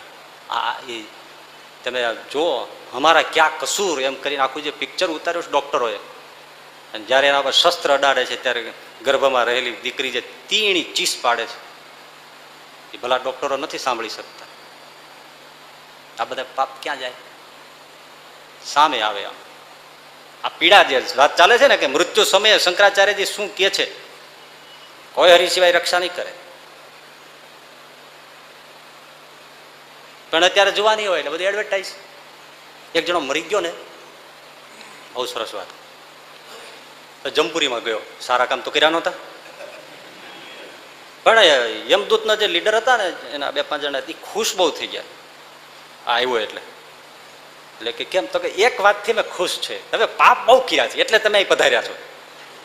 પણ એક વાત તમારામાં છે, શું કે તમે પાપ કરવામાં આડું પાછું વળીને જોયું નથી, પણ એક તમારામાં ગુણ છે. શું? બધાને તમે સ્વતંત્રતા બહુ આપી છે પાપ કરવામાં. પણ કોઈને એમ નથી કીધું હું કહું એમ જ કરો, બધા મોજ આવે એમ કરવા દીધું. ઘરમાં, પરિવારમાં, મિત્રોમાં બધે કોઈને તમે આમ સ્વતંત્રતા જૂટવી નથી લીધી. એમ કોઈને સપ્રેશન તો તમે સહેજ પણ કર્યું નથી. એના ફળ રૂપે તમને અહીંયા પણ સ્વતંત્રતા આપવામાં આવે છે. એટલે તમારે આ છે ને, અમારે નરકનો પાર નથી. જાત જાતના કુંડ છે, જાત જાતની બધી સવલતો છે આમાં પીડવાની. પણ તમે ચોઈસ કરો, પસંદ કરો, એમાં અમે તમને નાખશું. આનો તમને આટલો ફાયદો. તો પેલો કે તો ચાલ હાલો, એક પછી એક બતાવે. હવે નરકમાં હારાવાટ હોય ભાઈ, આપણે કતલખાનામાં કંઈ લઈ જાય, કે આપણને જનરલ વોર્ડમાં લઈ જાય, કે કેન્સર વોર્ડમાં લઈ જાય, ઓર્થોપેડિક વિભાગમાં લઈ જાય, ઊંધા લટકાના આમ કરીને જે લટકાવ્યા હોય છે બધા, 2-2, 3-3, 5-5 મણિયા લટકાવ્યા હોય છે. કેવા આમ જોત ખરા. કેન્સર વોર્ડ તમે જોયા, ઓર્થોપેડિક વિભાગ જોયા, કે બટકા થઈ ગયા, કોઈ અહીંથી કપાઈ ગયા, કોઈ અહીંથી કપાઈ ગયા, કોઈને હાથળ કપાઈ ગયા હોય, કોઈને હાથ કપાઈ ગયા હોય, કોઈ ખાલી આટલામાં ટૂંટા ટૂંટા આટા મારતા હોય, કોઈ દમણની જેમ શ્વાસ લેતા હોય આટલામાં. ડોક્ટરને કળમાં ના આવે કે રોગ કયો થયો છે. ખોટું નથી. ક્યારેક તો આ જનરલ વોર્ડ કે આ કેન્સર વોર્ડ કે ઓર્થોપેડિક વિભાગ ને એ બધા તમને ખરેખર સાધુ થવાનો વિચાર આવી જાય. આંટો મારી આવજો ખરેખર. અકસ્માત થઈ જાય છે ને એ પછી જે બધા હોસ્પિટલમાં લઈ આવે છે ને તો પછી ક્યાંય એને જે કેર નથી લેવાતી ને બિચારા જે કલાકો સુધી એમને પડ્યા રહેતા હોય છે એ તો એ પીડાને એ જ જાણતા. ઓહો. તો પેલો નરકમાં પછી ઉપાડ્યો. પેલા કોણ એવું ગરમ લાઈ જેવું તેલ એમાં લઈ લઈને નાખે, જીવતા નાખે. બોલો ફફડી ગયો, મારે આમાં નથી પડવું. કઈ વાંધો નહીં, કઈ વાંધો નહીં. આગળ ગયા તો સિચોડામાં નાખે, કરીને છોતા જેવું કરીને કાઢી નાખે. બોલે કે ભાઈ સાહેબ આ તો બહુ આકરું. કઈ વાંધો નહીં, હલો બીજા આગળ ચાલો. ત્યાં તો બે ચાર જમદૂત આ બાજુ, બે ચાર જમદૂત આ બાજુ, વચમાં ઉભો રાખે ને કરવતી હાકે, આમ ખરડા ખચડા અને લોચા માંસના જાય. ઓલો ચીચિયરીઓ પાડે આવા. આ કે ભાઈ સાહેબ આ તો બહુ, કઈ વાંધો નહીં, આપણે તમે નાખો, પસંદગી છે તમારી, તમે પસંદ કરી લ્યો આમાં. અરે બહુ મજાની વાત છે, સાંભળો તો ખરા. આગળ ગયા ને ત્યાં તો જમદૂત છે ને મોટા ભયંકર પક્ષીઓ થઈ જાય, અને જેવો ઓલો આવે એવી કોઈ ચાંચું મને ઉતરી જ પડે. લોચા કાઢી નાખે, હાઈટ ક્યાં સહિત ડાકડા બાકડા નોખા કરી નાખે. બોલ્યો કે ભાઈ સાહેબ આ તો બહુ ખતરનાક. તો કઈ વાંધો નહીં, આગળ ચાલો. કોઈ જગ્યાએ જઈને પાછા લોખંડ હોય ને, લોખંડનું પૂતળી લાલ ચોળ કરી હોય એની સાથે બધ ભરાય, ત્યાં તો આખો ચમચમ સમોસાની જેમ તળાઈ જાય. હા હા હા, આ તો બહુ ગરમી અહીંયા લાગે. વાંધો નહીં, આગળ હાલો. કોઈને આમ સુવડાવીને ધીરે ધીરે કુહાડાથી કાપે. આ બધું જમપુરીમાં છે હો. ભલે ઉપર ન હોય એમ ઘણા કે છે, હું માનું છું ઉપર છે, માનું છું એમ નહીં, છે જ ઉપર, છે જ. આ બધા લોક છે જ ઉપર. પણ જો મનાતું ન હોય તો બધા પૃથ્વી ઉપર પણ છે. ભાગવતમાં આ બધું કહ્યું છે, એ જ કહું છું. ભાગવતમાં કે ઉપર લોક છે જ, એમ લોક. છતાંય આ કીધું એ જ પ્રમાણે બધું ત્યાં થાય છે. છતાંય કોઈને ન મનાતું હોય તો પૃથ્વી ઉપર પણ પરમાત્માએ બધું જ ગોઠવ્યું છે. આવીને આવી બધી જ અહીં પીડા અપાતી હોય છે. આ પ્રાણીઓને જે શેકે છે, ખાય છે, તોડે છે, કાપે છે, જીવતા બધા એના જ્યુસ કરીને પી જાય છે. શું છે ત્યાં બધા નહીં થતું હોય કાંઈ? એ જમપુરી જ છે. ટુકડા કરે ને કાપી નાખે ને તળી નાખે ને, આહા ચામડી જીવતી ઉતરે ને સળિયા ભોકાવે. આ બધું જોઈ જોઈને ઓઈલો તો રાડ પાડી ગયો કે આમાં એકેય પસંદ કર્યા જેવું નથી. તો કે એમ તો નહીં ચાલે, પસંદ તો કરવું જ પડશે. પણ એમાં આમ આગળ જતા જતા એક જગ્યાએ ગયો ને તો આ આપણે જાજરૂનું બધું માલ પીડ્યો હોય ને, મળ બધું વિસ્ટા, એનો કુંડ ભરેલા બધા મોટો, અને એમાં બધા કેળ સુધી ઉભેલા. અને બધા કોઈ કોકા પીવે, કોઈ થમ્સઅપ પીવે, કોઈ સ્પ્રાઇટ પીવે, કોઈ 7 અપ પીવે. આ બધા પીણા. કોઈ બટેટાની વેફર્સ ખાય બાલાજી, કોઈ કેસરિયા પેંડા ખાય, કોઈ દાબેલી ખાય, કોઈ પીઝા ખાય, પીઝા. અને સામે કોઈ જગ્યાએ આમ સામે નાચ ગાન થાય, એવા અડધા લુગડા પહેર્યા ન પહેર્યા એવા બધા લેડીઝો યંગ નાચતી હોય. આ બાજુ કોઈ ફિલ્મ તુફાન જેવી ચડી હોય, આ બાજુ આ બધા ક્રિશ ચડ્યું હોય. આ બધા છાપામાં વાંચેલા, એટલે કહું છું. તમારા માટે માહિતી રાખવી પડે ને એટલે આ બધું આમ પિક્ચર દેખાય ને બધું જોઈએ, નાચ ગાન અને જે જોઈએ બધું ખાવા પીવાનું, આ બધું ખાતા ખાતા ઓલાને એમ થઈ ગયું કે આ પસંદ કરવા જેવું છે. આ મળ અહીંયા સુધી અમે અહીંયા મળ વાળું જ છે ને. આ બધું ઝાડા થઈ ગયા હોય તો ભરાઈ જતું હોય ને બધું. આપણે આમાં શું ખાવાનું પીવાનું મળે, સામે બધું જોવાનું ને આ બધું મળે. આ ટેસડો આવ્યો છે, આમાં નાખો, કઈ વાંધો નહીં. એ જેવો ઉતર્યો અને ઘંટ પીડ્યો. ચલો બધા શીર્ષાસન.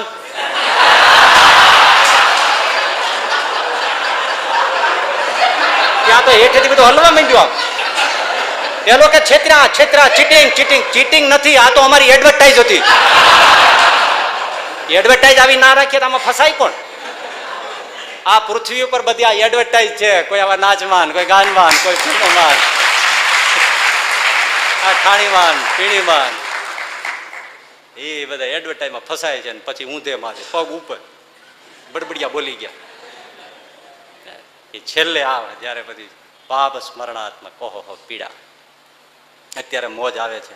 એક પાનનો ગુટકો છૂટતો નથી, એક વ્યસન છૂટતું નથી, એક કુકર્મ કે કુટેવ છૂટતી નથી. પછી ક્યાં જશે?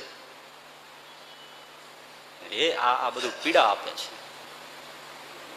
કોઈને નથી છોડતું. વાંચો વાલ્મીકી રામાયણ કે રામચરિત માનસ તુલસીદાસજી. એક જ દ્રષ્ટાંત ઇનફ છે. રામ લક્ષ્મણ વનમાં વયા ગયા, ભરત શત્રુઘ્ન મામાને ત્યાં. દશરથજી મહારાજ પડ્યા, પથારીએ પડી ગયા ને પુત્ર વિયોગે. પ્રાણ પીડાય છે. કૌશલ્યામાં બાજુમાં બેઠા છે. કઈ કરીને પ્રતિબંધ કર્યો છે કે મારા મૃતક શરીરને પણ કઈ કઈ ન અડે એની તમે બધા દરકાર કરજો, નહીતર મારી ગતિ નહીં થાય. કઈ કઈ મને સ્પર્શ ન કરે આવી તાકીદ કરી દશરથ મહારાજે. મારા રામને વનમાં ભટકતો કરી દો, એનો મારે સ્પર્શ પણ ન જોઈએ. કૌશલ્યામાં બાજુમાં બેઠા છે, માથે હાથ ફેરવે છે. અચાનક દશરથજી મહારાજ બેઠા થઈ ગયા. દેવી, હા, આ સામે જો, સામે જો, ત્યાં શું છે? કૌશલ્યા આગા આંખ ઉપર હાથ થઈ દીધા. પ્રભુ દેવ, કઈ નથી ત્યાં, ત્યાં દિવાલ છે, જો ઊભા થઈને હાથ ફેરવ્યો, કઈ નથી. પાગલ જેવા થઈ ગયા. ના કૌશલ્યા, હું બ્રહ્મા નથી, તું જો, તું જો, જો, જો ત્યાં, જો, જો. એકદમ બાવરા થઈ ઊભા થઈ જાય. વળી કૌશલ્યામાં સુવડાવી, કઈ નથી પ્રભુ, ત્યાં કઈ નથી, તમને ભ્રમ થાય છે. નહીં કૌશલ્યા, મને ત્યાં શ્રવણના અંધ મા બાપ દેખાય છે. ઓહો, આ લખ્યું છે રામચરિત માનસમાં, તાપસ અંધ શાપ સુધી આય. અરે શ્રવણના અંધ મા બાપ ત્યાં દેખાણા. રિયલ આ જે શાસ્ત્ર કહે છે ને, કૌશલ્યા, મને ત્યાં આંધળા શ્રવણના મા બાપ દેખાય છે. રામને કાંઈ ખબર નહીં કે શું હતું, એ તો કીધું જ નહોતું ને. કૌશલ્યા કે શું છે? પછી એમને વાત કરી છે. ઓહો, તમને તો ખબર જ હશે, શું વાત કરો છો? દશરથજી મહારાજ યુવાન અવસ્થાઓમાં ધનુષ વિદ્યા શીખતા હોય, એમાં એક શબ્દવેદી બાણ, જે અર્જુનને પણ હસ્તગત હતું, એ શબ્દવેદી બાણ વિદ્યા શીખતા હતા. શબ્દવેદી એટલે અવાજ આવે ને અવાજની દિશામાં બાણ મારે. જેમ ઓલો પાંડવો જતા હતા ને પછી કૂતરાના મોઢામાં પેલા એકલવ્ય બધા બાણ ભરી દીધા. આ શબ્દવેદી બાણ છે, વિદ્યા છે, બાણ વિદ્યા, શબ્દવેદી બાણ વિદ્યા છે. એ દશરથ મહારાજ શીખતા. વૃક્ષો ઉપર સંતાઈને બેઠેલા, પછી જે દિશામાંથી અવાજ આવે એ દિશામાં તીર છોડે અને એને જ ઘાયલ કરીને પછાડે પ્રાણ હરી લે. એને શીખવું જરૂરી હોય છે રાજાઓને. એ દશરથ મહારાજા શબ્દવેદી વિદ્યા જંગલમાં શીખતા હતા. અને એ વખતે ઓલો શ્રવણ એના આંધળા મા બાપને કાવડમાં બેસાડી યાત્રાએ નીકળ્યો છે. મા બાપ તરસ્યા થયા છે, એક વૃક્ષની નીચે બેસાડ્યા છે. પાણી ભરવા માટે તળાવને સરોવરને કાંઠે આવે છે અને ઘડો એમાં બોળે છે. અને એ ઘડો જેવો બોળ્યો એમાંથી ડબ ડબ ડબ ડબ અવાજ આવ્યો. એ અવાજ દશરથ મહારાજને થયું કોઈ રાની વનનું પશુ એ પાણી પીવા માટે આવ્યું છે. અને લઈને બાણ છોડ્યું, પ્રત્યંચા કાન સુધી તાણી અને સાના નાના નાના નાના જેવું તીર ગયું શ્રવણની છાતીમાં આવ્યું. આવતાની સાથે ચિત્કાર નાખીને પડ્યો. એ જે ચિત્કાર નીકળ્યો આને થયું કોઈક માણસ છે. દોડતા આવ્યા, મને એમ તો કોઈ પશુ છે. જ્યાં જોઈએ તરત આ તપસ્વીનો વેશભૂષા, એકદમ હાથ પકડ્યા. આપ કોણ છો?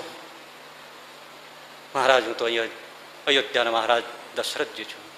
મહારાજ, આપે સારું નથી કર્યું. મારા અંધ મા બાપ એને હું જાત્રાએ લઈને નીકળ્યો છું. ઠીક, હું જાઉં છું બાપ. આ ઘડો લઈ અને મારા આંધળા મા બાપ પાણી પાયા છું. આમ દૂર બેઠા છે. આટલો કહીને શ્રવણે પ્રાણ છોડી દીધા. હવે ઘડો લઈને દશરથજી મહારાજ એ અંધ મા બાપને ગોતતા ગોતતા આવ્યા. હવે પગલા જોવે ને, અંધને શક્તિ હોય. પાણીની રાહ જોઈને બેઠા હતા, પણ પાણીની લઈને શ્રવણ આવે તો શ્રવણના પગલાની પદ ચાપને ઓળખી જાય ને. અંધને શક્તિ કહ્યું ને હોય ને, તેમણે કીધું અજાણ્યો માણસ કોઈ આવે છે. આવી નજીક આવીને કહ્યું કે લો, હાથ ધરો, પાણી પીવો. તમે કોણ છો ભાઈ? કઈ બોલ્યા નહીં. અમારો દીકરો શ્રવણ ક્યાં છે? અમે શ્રવણના હાથના પાણી સિવાય કોઈના હાથનું પાણી નથી પીતા. તમે પી લ્યો શ્રવણ. શ્રવણે જ મને મોકલ્યો છે. શ્રવણે મોકલ્યો તો શ્રવણ ક્યાં? અમારો દીકરો ક્યાં? બે અંધ હતા. ધીરજ રાખો, પણ તમે જળ પી લો. ના, અમારો દીકરો ક્યાં? પછી દશરથજી મહારાજ રડતા રડતા કહ્યું કે મારા હાથે આવું થયું છે. અને પેલા છાતી પીટવા માંડ્યો. આહા હા, તું કોણ છો? તો કે હું અયોધ્યાનો મહારાજ દશરથ છું. જા રે જા, તને શાપ દઈએ છીએ કે તારે 4 દીકરા હશે, છતાંય તને છેલ્લે મરણાસને કોઈ પાણી પીનારું દેનારું કોઈ નહીં હોય. એમ તું મરીશ, ચા. આટલું કહીને શ્રવણના મા બાપ પણ મૃત્યુ પામ્યા. આ જે કૃત્ય કર્યું એ સામે આવ્યું. જાય કરેલા પાપ સ્મરણાત્મ. શાસ્ત્ર કહે છે ભાઈ. હવે આ કઈ વિજ્ઞાનની લેબોરેટરીમાં પકડાવાનું છે? એના લેન્સમાં આવવાનું છે, ફોટોગ્રાફી કરવાના છે, એમાં દેખાવાનું છે? આ કાંઈ જીવડો લીધો જ્યારે શ્રવણ કુમારનો ત્યારે, અંધો ને અંધી એની સુરતે ચડે છે. જીવડો લીધો ભાઈ જ્યારે શ્રવણ કુમારનો ત્યારે, અંધો ને અંધી એની સુરતે ચડે છે. અરે દેણું રે દીધું જુઓ રાજા દશરથજીએ, પુત્ર વિયોગે એનું ખોળિયું પડે છે. આ કરેલા કર્મના બદલા ભાઈ દેવા તો પડે છે. કરેલા કર્મના બદલા દેવા તો પડે. પાપ સ્મરણાત્મક જેટલા કર્યા છે ને એ છેલ્લે સામે આવે છે. ચોથી બાબત, ભાવિ ચિંતાત્મક દુઃખ. હવે મારું શું થશે? અંધકાર છે, હવે હમણાં પડદો પડી જશે, પછી હું ક્યાં જઈશ? એ મરવા પીડ્યો એને જ થાય. આપણે ગમે એવું વિચારીએ તો આપણે ન થાય. બધા નિયમો હોય, હમણાં ઘરે જવાના છે. પેલા ને થાય હું હવે શું ક્યાં જઈશું? આગળ કોઈ રસ્તો દેખાતો નથી, અંધકાર. અને એવા બિહામણા સ્વપ્ન આવે છે કે બીવડાવી દે છે. પસીનો પસીનો શરીર થઈ જાય છે, કયું કહાતું નથી, બોલ્યું બોલાતું નથી. અને અંધકાર દેખાય છે, ક્યાંય પ્રકાશની કિરણ દેખાતી નથી, કારણ કે કંઈ કર્યું નથી ને. હવે શું થશે મારું? આ એને ચિંતા સતાવે છે. અને મોટો પ્રશ્ન છે, અત્યારે ન દેખાય. હા, હજી એક વિદેશ જતા હોય ને ત્યાં કોઈ ન હોય તોય બધાને ઘરને ચિંતા હોય. અને આને પોતાને એમ હોય કે એરપોર્ટ ઉપર ઉતરીને મારું થશે શું?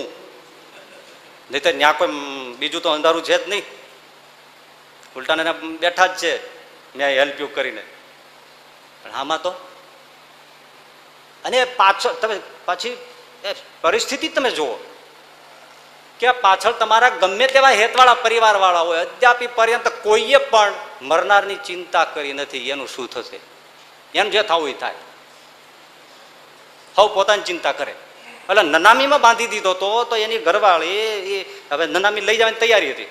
અને બહુ ગામડાની જે હોય ને એ સમજે, આ તરત વાત સમજી જશે. તો નનામીની પાસે લઈ જવાની તૈયારી થઈ, ત્યાં જ ઓલી બાઈ આવી, જુવાન બાઈ છે, વિધવા થયા છે. બે નાના નાના બાળકો 3 વર્ષનો 2 વર્ષનો જેવો છે, 3-4 વર્ષ. એ 2 છોકરાને લઈને આવીને મળી માથું કૂટવા, રોવા મળે.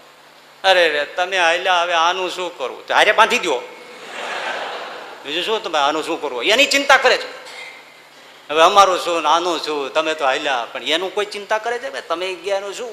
મેં એકવાર વાત કરેલી છે, પણ ફરીથી કરી દઉં, કારણ કે એકદમ આમ આને સંગતિ કરે એવી વાત છે. એક દોસ્તાર ગુજરી ગયો એટલે પછી એલા 3 મિત્રો આવ્યા ભાભીને આશ્વાસન દેવા. એટલે ભાભી મીડા માથે વડે રડવા માંડ્યા કે ભાભી રડે કેમ નહીં? તમારા ભાઈને ભજીયા બહુ ભાવતા. હવે ભજીયા કોણ ખાય છે? એક દોસ્તાર કે હું ખાઈશ ભજીયા. તમે શું કામ ચિંતા કરો છો? ભજીયા હું ખાઈશ. ચિંતા કરો માં, ભજીયા હું ખાઈશ, તમે બનાવજો, પ્રેમથી ખાઈશ. ત્યાં ભાઈ એ તો ભાઈ ભજીયા તો તમે ખાશો બરાબર, પણ નવું હીરો હોન્ડા છોડાવ્યું છે બાઈક, એ કોણ ફેરવશે? એના ઉપર ફૂલખણી જેવા થઈને ફરતા હતા. બીજો દોસ્તાર કે ભાભી જરાય ચિંતા કરો માં, હું ફેરવીશ બાઈક. મૂંઝાવાનું શું હોય? ત્યાં ભાભી બોલ્યા કે તો બરાબર છે તમે બાઈક ફેરવશો, પણ એના હપ્તા કોણ ભરશે? ત્યાં પેલા 2 જણા ત્રીજાને ઠોહો મારીને કે હવે બોલ તું, હવે તારો વારો છે બોલવાનો. અમે 2 તો બોલ્યા. ભાભી ચિંતા કરો માં, હપ્તા હું ભરીશ એમ કોઈ કે? ભાભી ચિંતા કરે છે પણ શોની? હપ્તાની. હપ્તાની. હા, એ ઘરમાં ડખો થાય બહુ જાજુ ના કહેવાય, પણ કોઈ પાછળ વાળા કોઈ પોતાની ચિંતા કરે છે, જાનારની કોઈ કરતું નથી. ભાવિ ચિંતા બોલો હવે એમ છે, મારું શું થશે, ક્યાં જઈશ, શું થશે? હાય હાય, કહી શકાતું નથી. અને કહે તો કોઈ સમજી શકે નહીં. અને હવે આજની તો પ્રજા એવી થઈ ને, પ્રજા કે મરી જાય એની પાછળ પછી કોઈ એવું સત્કર્મ કરવું કે કઈ પિતૃતર્પણ યજ્ઞ કરવો, નારાયણ યજ્ઞ કરવો કે એવું કંઈક કરવું, શ્રાદ્ધ કર્મ કરવું, વૈદિક ગયા જઈને પલાણે જઈને ગઢપુર જઈને કે નારાયણગઢ જઈને કંઈ એવું અમે એમાં માનતા નથી. છે ચિંતા છે કે હાલો બાપા પાછળ ભાગવત બેસાડો, સત્સંગી જઈને બેસાડો, કંઈ કથા કરો કે એની મુક્તિ થઈ જાય, કે અટક્યો હોય તો એને કાંઈ દુઃખ હોય તો સુખ થાય. એટલા જ માટે સત્કર્મો લખ્યા છે ને, ગૌદાન કરો, ગરીબોને દાન કરો, ભોજનપાન કરાવો. તો હવે બહાર પાડે છે એવી બધી વાતો કે ભાઈ આવું બધું મર્યા પછી આવા કોઈ કરવા જ નહીં. હા, જે બહુ ચૂસી નાખતા હોય એવી લોકરીતિઓ હોય એમાંથી લોકો બહાર આવે કે નળિયાઈ ન રહે એવા બધા દારજને કાળા કરવાની જરૂર નથી. પણ તમે હરિભજન તો કરાવી શકો ને. ગામના સંબંધીનો ભેળા કરીને એની પુણ્ય તેથી એ હરિભજન તો કરાવી શકો, એ અમે કાંઈ કરતા નથી. પેલો ગયો અને પછી દ્રષ્ટાંત તો કેવા આપે. આજે તો આ બધું એટલે જ કહું ને, આપણે વાત કરીએ ઓર્થોડોક્સ ગણે બધા, એ સત્ય છે વાત. નાનકનો દ્રષ્ટાંત આવે, એ નાનક ગુરુ નાનક દેવ ગંગાજીનું સ્નાન કરવા ગયા, ત્યાં બ્રાહ્મણો પૂર્વ દિશા તરફ મુખ રાખી અંજલિ ભરી ભરી અને પિતૃને અંજલિ અર્પણ કરતા હતા. એટલે નાનકદેવ પૂછ્યું કે આ શું કરો છો? તો કે પિતૃને જળ અર્પણ કરીએ છીએ. એટલે નાનકદેવ પશ્ચિમ દિશા તરફ મોં રાખી અને જ્યારે અંજલિઓ ભરી ભરીને આપવા માંડ્યા. એટલે પેલા કે તમે આ શું કરો છો? તો કે મારું ખેતર આ દિશામાં છે ને, એટલે હું ત્યાં પાણી પાઉં છું. એમ કહીને પછી વાત એમ માંડે કે નાનકદેવ પણ આવી અંધશ્રદ્ધાઓને ખંડન કરે છે કે આવી રીતે પાણી પહોંચતા નથી, માટે આ બધા ક્રિયાઓ ખોટી છે. પણ નાનકદેવનું સાચું હાર્દ કોઈ કહેતું નથી. નાનકદેવ કહેવા એ માગે છે કે બાપા પિતૃ હોયા ગયા પછી તમે અંજલિ ભરો છો, નાખો છો, રેડો છો, એનો કોઈ વાંધો નથી. પણ જીવતા હતા ત્યારે પાણી પાયું હોત તો? જીવતા હતા ત્યારે પાણી પીવડાવવાનું રાખો, મર્યા પછી નહીં પીવડાવો પછી કોઈ વાંધો જ નથી. જીવતા ઠારી દીધું પછી ગતિએ જવાનો જ છે. ઓલો રીબાઈ રીબાઈ મરી ગયો પછી હવે તમે ખોબે ખોબે રેડો ક્યાં પહોંચવાનું છે? જીવતાની સેવા કરો એવો બોધ છે. એની ઈચ્છા હોય એને દુઃખ ના આપો. અને ગયા પછી એના સત્કર્મો છે, યજ્ઞ છે, હવન હોમ છે, વૈદિક વિધિયાથી થતું હોય, દુઃખીઓના દુઃખ દૂર કરો તો એને મૃતને પણ શાંતિ થાય. સત્કર્મો થવા જોઈએ. હા, અમુક લોક રીતિ ખરાબ હોય એને છોડી દેવી જોઈએ. અમુક સ્મશાનમાં જઈને મૂકી આવું, ના મૂકી આવું, એ બધું ઠીક છે, છોડો. પણ વૈદિક વિધિ તો આપણે વેદ શાસ્ત્ર કહે છે ઉત્તમ છે, કરવું જોઈએ. ચોથું દુઃખ આ ભાવિ ચિંતાત્મક, એટલે આપણે ચિંતા કરવાની રહે, પાછલા કોઈ ચિંતા કરવાના નથી. અને પાંચમું છેલ્લું ભયંકર એ શરીર એટલે કે દેહ વિચ્છેદાત્મક દુઃખ. શરીરમાંથી છૂટું થવું ને એ પીડા. હા, નટબોલ્ટ તમે મારી દીધા ને પછી 50-60 વર્ષ સુધી નટબોલ્ટ જામી ગયા હોય પછી ખુલે? કેરોસીન મૂકો, પેટ્રોલ મૂકો, ડીઝલ મૂકો, તપાવો, ગમે તેમ કાકડી કરો, ખુલે? હથોડા મારો, કાટ ઉખડે જ નહીં. તો આની અંદર આ જીવ રહી ગયો 50-60 વર્ષ, એ નોખો પડે? એ નોખા પડવાની ભયંકર પીડા છે.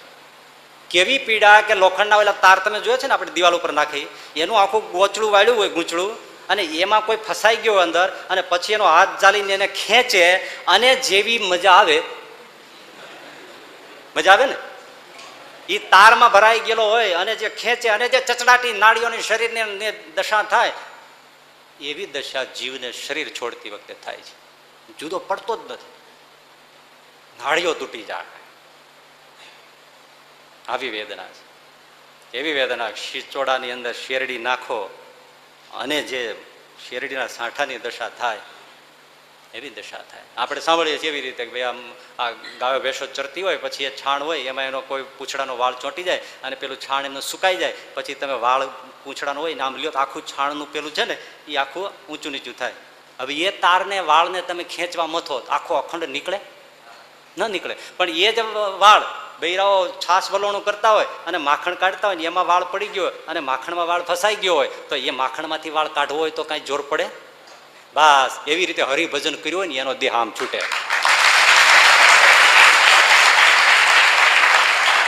એટલે શંકરાચાર્ય કહે છે ભજ ગોવિંદમ ભજ ગોવિંદમ ગોવિંદમ ભજ મૂઢમતે પ્રાપ્તે સન્નિહિતે મરણે નહીં નહીં રક્ષતે દુઃકૃય કરણે ભજ ગોવિંદમ ભજ ગોવિંદમ ગોવિંદમ ભજ મૂઢમતે.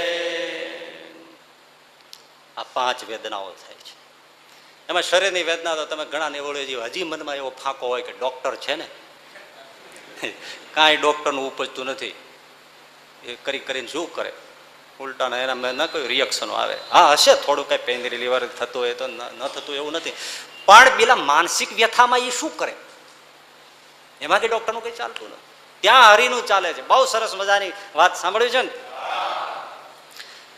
નગરથી દૂર થોડે એક સુંદર મજાનો બગીચો, સાધુ ફરતા રામ, બગીચો સારો જોયો, બપોરનો સ્વયં, એટલે સાધુ ત્યાં જઈને એક ઝાડને પોથે જઈને થળીએ જઈને ટેકો દઈને બેસી ગયા, આળા કરે. એમાં કૌતુક થયું કંઈક અવાજ આવવા માંડ્યો, લોકનો કોલાહલ થયો. એટલે સાધુ ફર્યા કે આટલા એકાંતમાં કોણ છે? આ બાજુ ફરીને જોયું ત્યારે ખબર પડી કે થોડા સૈનિકો ઊભા છે, રાજવંશી પોશાકવાળા લોકો આવ્યા. પેલા પણ થોડી વાર બેઠા, રેડ્યા, કંઈક બોલ્યા, વળી ગયા, વળી પાછા કોઈ રાજવંશીઓ આવ્યા, બોલ્યા, પ્રણામ કર્યા, રેડ્યા, વળી વ્યાઈ ગયા, વળી થોડા આવ્યા, બોલ્યા, રેડ્યા, ફૂલ ચડાવ્યા, વ્યથા વ્યક્ત કરી, વળી વ્યાઈ ગયા, વળી લશ્કર આવ્યું, એ રેડ્યું, માથા નમાવ્યા, ફૂલ ચડાવ્યા, આવ્યા, બોલ્યા, વૈયાઈ ગયા, વળી આખા પ્રજા લોક આવ્યા, બોલ્યા, ફૂલ ચડાવ્યા, રેડ્યા, કાંઈક બોલ્યા, ગણગણ્યા અને વૈયા ગયા. સાધુ કે મારો આ શું છે? એ બધું સુનસાન થઈ ગયું. એટલે ત્યાં છેલ્લે પછી ચાર ખૂણે ચાર સૈનિકો વરી બંદૂકે ઊભા હતા ને શસ્ત્ર બાંધીને, એને પછી સાધુએ જઈને કહ્યું કે ભાઈ આ શું છે બધું? આંખમાં આંસુ સાથે પેલા સૈનિકોએ કહ્યું કે મહારાજ આ જે છે ને એ સ્મારક છે. એટલે અમારા રાજાનો એકનો એક વારસદાર કુંવર ભર યુવાન વયે રાજ્ય શાસન સંભાળવાની અવસ્થાએ જ મૃત્યુ પામ્યો, એનો અહીંયા અંતિમ સંસ્કાર કર્યો છે, એનું આ સ્મારક છે. આજે એની પુણ્યતિથિ છે એટલે આ લોકો આવ્યા છે. પણ એમાં એક સાથે ન આવે ને આમ બધું જુદું જુદું, તો કે મહારાજ વ્યથા વ્યક્ત કરે છે.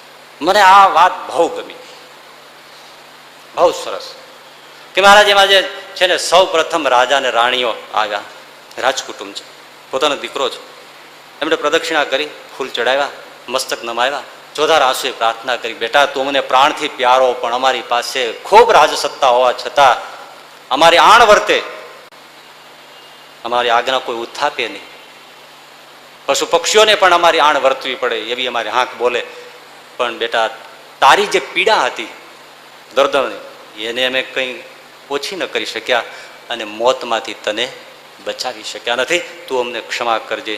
આવી પ્રાર્થના રાજા રાણીઓ કરીને ગયા. સાધુને બહુ મજા પડી. વાત સાચી છે કે આમાં સમજવાનું એ છે કોઈનું ચાલતું નથી, એમાં આપણને પેલું ચરિતાર્થ થાય છે. શંકરાચાર્યજીનું કેવું કે ભજન સિવાય કઈ કામ આવશે નહીં. રાજા રાણીઓ આવી રીતે ગયા. પછી મહારાજ બધા દિવાન ને મંત્રીઓ પ્રધાનમંત્રીઓ એ બધા અમલદારો આવ્યા, અધિકારીઓ, એમણે મસ્તક નમાવ્યા, પ્રાર્થના કરીને સ્તુતિ કરીને ક્ષમા માગી કે અમારી હાંકથી પણ લોક સમાજ ડરે ધ્રુજે, આજુબાજુના રાજ્યના સીમાડાઓ અમારાથી ધ્રુજી જાય, અમે નિર્ણય કરીએ કોઈ બદલી ના શકે, પણ અમારી બુદ્ધિ કૌશલ્ય તારી પાસે કંઈક કામ ન આવે, અમે તને બચાવી ન શક્યા, પીડા પણ કંઈ ઓછી ન કરી શક્યા, અમને તો ક્ષમા આપજો રાજકુમાર, ક્ષમા આપજો. આંસુ સારી એ નીકળી ગયા. કોષાધ્યક્ષ ખજાનચીઓ આવ્યા, એમણે મસ્તક નમાવ્યું કે રાજ સમૃદ્ધિમાં સંપત્તિનો કોઈ પાર નથી, હીરા માણેક પન્ના રોકડ આ તે બધું ખજાનાઓ ભર્યા છે, અમે બધું આપી દેવા માટે તૈયાર હતા, પણ તમને એક દિવસની આયુષ્ય પણ અમે અપાવી શક્યા નથી, અમારા જે કંઈ અપરાધ હોય એને અપરાધ ગણો તો ભલે, પણ અમને ક્ષમા આપજો. રાજકુમારની ક્ષમા માગી નીકળી. પછી વૈદો ને હકીમો આવ્યા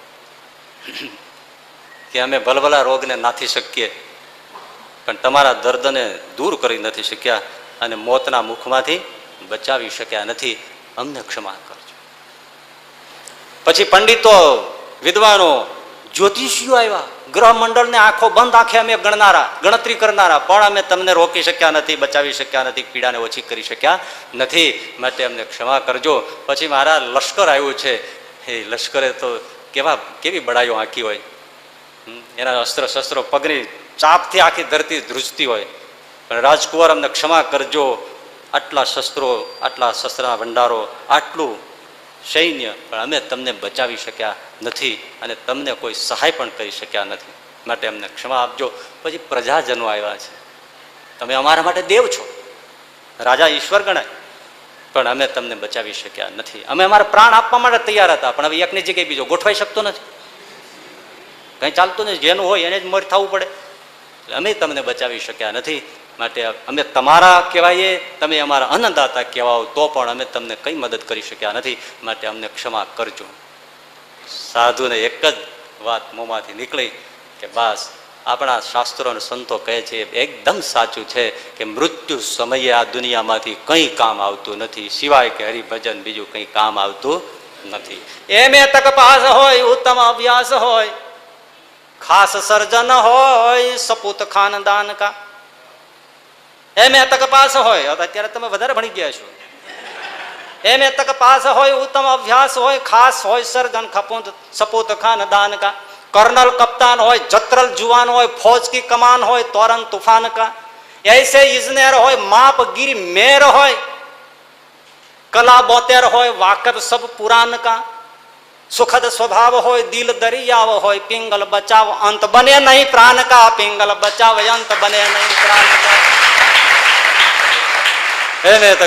गमे એટલા એવોર્ડ લાવી લાવીને આખો રૂમ ભરી દીધો, એક ડિગ્રી કામ ન આવે. તમે બોલો આવે કાકા લેવા ઉપરથી આવે બતાવો સર્ટિફિકેટ, તો ઉભા રે. એ તો તરત જ કહે છે ઢોલીડા તો ઢબુ ક્યાં લાડી, હવે હાલો આપણે અરે ઉભા રહ્યો તો માગું મારા, અરે દાદા પાસે શીખજ, અરે હવે કેવી શિખરે લાડી, હવે હાલો આપણે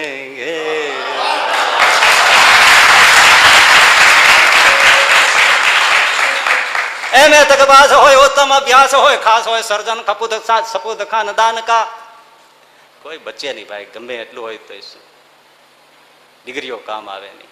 ખાસ સર્જન હોય, ખાસ સર્જન, રૂપ સુંદરીઓ હોય કે ગમે તેવા હોય કે જે યુનિક કહેવાય, એમ એની ચાલ એના જેવી કોઈની ન હોય, એના આંખ એના જેવી કોઈની હોય, એની બુદ્ધિ પ્રતિભા એના જેવી કોઈ ન હોય.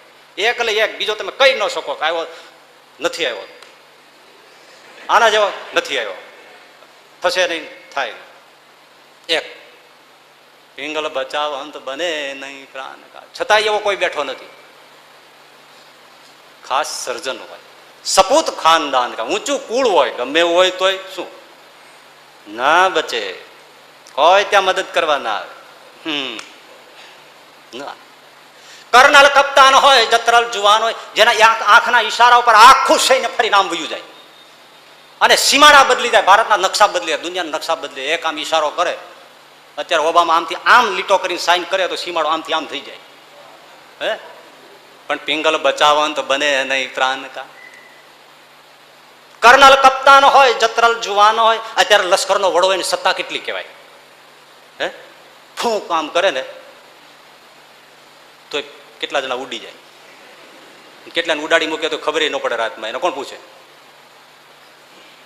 હા, કર્નલ કપ્તાન હોય, જત્રલ જુવાન, જતડા જેવું શરીર હોય, આમ રાતી રાણ જેવું હોય, દોરો આમ એક નખમાય રોગ ન હોય તમે, અને ફૂટબોલના દડા જેવું શરીર હોય, ઉછળે તો આમ છલાંગ મારીને હેઠો આવી જાય, વીજળીને હારવારે પડે તો એને કાંઈ ન થાય, આવું શરીર હોય. પણ પિંગલ બચાવ અંત બને નહીં પ્રાણ કા. ફૌજ કી કમાન હોય, તોરન તુફાન કા, ઘોડા જેવો તુફાની માણસ હોય, જહાં જાય ત્યાં તુફાન સર્જાઈ જતું હોય, આવો હોય. પિંગલ બચાવ અંત બને નહીં પ્રાણ. એસે ઇજનેર હોય, સુરેશ સરૈયા જેવા મદ્રાસના મૈસૂરના, એવા ઇજનેર થયો નથી, થવાનો નથી. રેલવેમાં બેઠા હતા, અંગ્રેજ જમાનો, ગાડી ચાલી જાય છે, ધકાધક ધકાધક ધકાધક ધકાધક ધકાધક. એમણે ત્યાં જઈને ઓલાને કીધું, ગાર્ડને એને કીધું ગાડી રોકો. કા હવે પાઘડી દેશી પોશાક, તો આગળ ખતરો છે. અરે શું ખતરો હોય, હું કઉ છું ખતરો છે, ગાડી ઉભી રાખો ને બધા મરશો. એટલે બે ત્રણ વાર કીધું, એટલે ભાઈ આ કઈ આમ તો નહીં હોય. ઊભું રાખ્યું, તપાસ કરો. 2 કિલોમીટર આગળ ગયા તો ફ્લીસ પ્લેટ કાઢી નાખેલી કોઈ, લ્યો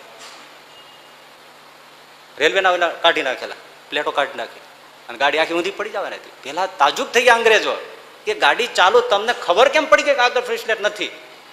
તો કે આની રિધમ બદલાઈ ગઈ હતી. સાહેબ વિચાર કરો તમે, એનો અવાજ જે રણકો પાટામાંથી નીકળવો જોઈએ ને, એ અવાજ ફરી ગયો તો મને ખબર પડી ગઈ કે આગળ કઈક તકલીફ હોય તો જ અવાજ બદલે, નહીં અવાજ બદલે નહીં. કેવો ઇજનેર હોય છે બોલો.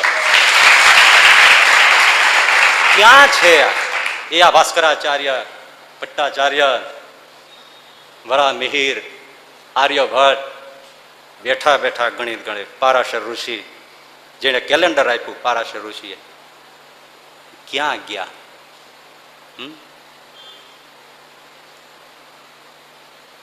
પગ પર્વત ઠેલી પાડતા, પાટું મારે તો પહાડ ઉલ્લી જાય. વિચાર કરો તમે. નહોતા રાવણ ને બધા હિરણ્યકશિપુ હિરણ્યાક્ષ આવા જ હતા ને, પાટું મારે પહાડ વયો જાય. કૈલાસ ને આખો ઊંચો લઈ લે રાવણ. આવા હતા. આપણે તો કઈ નથી, 2 કિલો ઉપાડ્યું હોય તો કેડમાં ટચકો આવી જાય છે. પગ પર્વત ઠેલી પાડતા, નભ તારા નખથી ઉખાડતા. અહીંયા ઉભા ઉભા આકાશમાં તારા ઉખેડા એવા દુનિયામાં આવીને વ્યાઈ ગયા છે સાહેબ. હું ના હોય લે, આવીને અહીં વ્યા ગયા છે આ ધરતી ઉપર એવા. તો આપણે હવે ખોટી બડાઈ કરીએ છીએ. પગ પર્વત ઠેલી પાડતા નભ તારા નખથી ઉખાડતા. અરે કરી અંજલિ સિંધુ પી જતા નવ જાણે જન એ ક્યાં હતા. અગત્ય ઋષિ હા ખોરબી સમુદ્ર પી જાય કેવા હતા. પણ આજે દલપતરામ કવિ લખે છે આજે કોઈ ક્યાં છે એનો પત્તો નથી. પિંગલ બચાવંત બને નહીં પ્રાણ. એસા ઇજનેર હોય કલા બોતેર હોય માપગીરી મેર હોય. એનું માપ કોઈને આમ આપવું હોય ઉપમા આપી હોય મેરુ પર્વત જેવી ઉપમા અપાય એવો માણસ હોય એવું વ્યક્તિત્વ. એસા ઇજનેર હોય માપગીરી મેરુ હોય. કલા બોતેર કલા હોય એની ઉપર 73 નથી. એ 72 કલા એને આવડતી હોય. નૃત્યની, રસોઈની, શાસ્ત્રની, નાચની, ગાનની, ચોરીની બધી વિદ્યા 72 માં આવી જાય. શસ્ત્ર અસ્ત્ર, આ ચોરી પણ એક વિદ્યા છે. ચોરી વિદ્યા છે.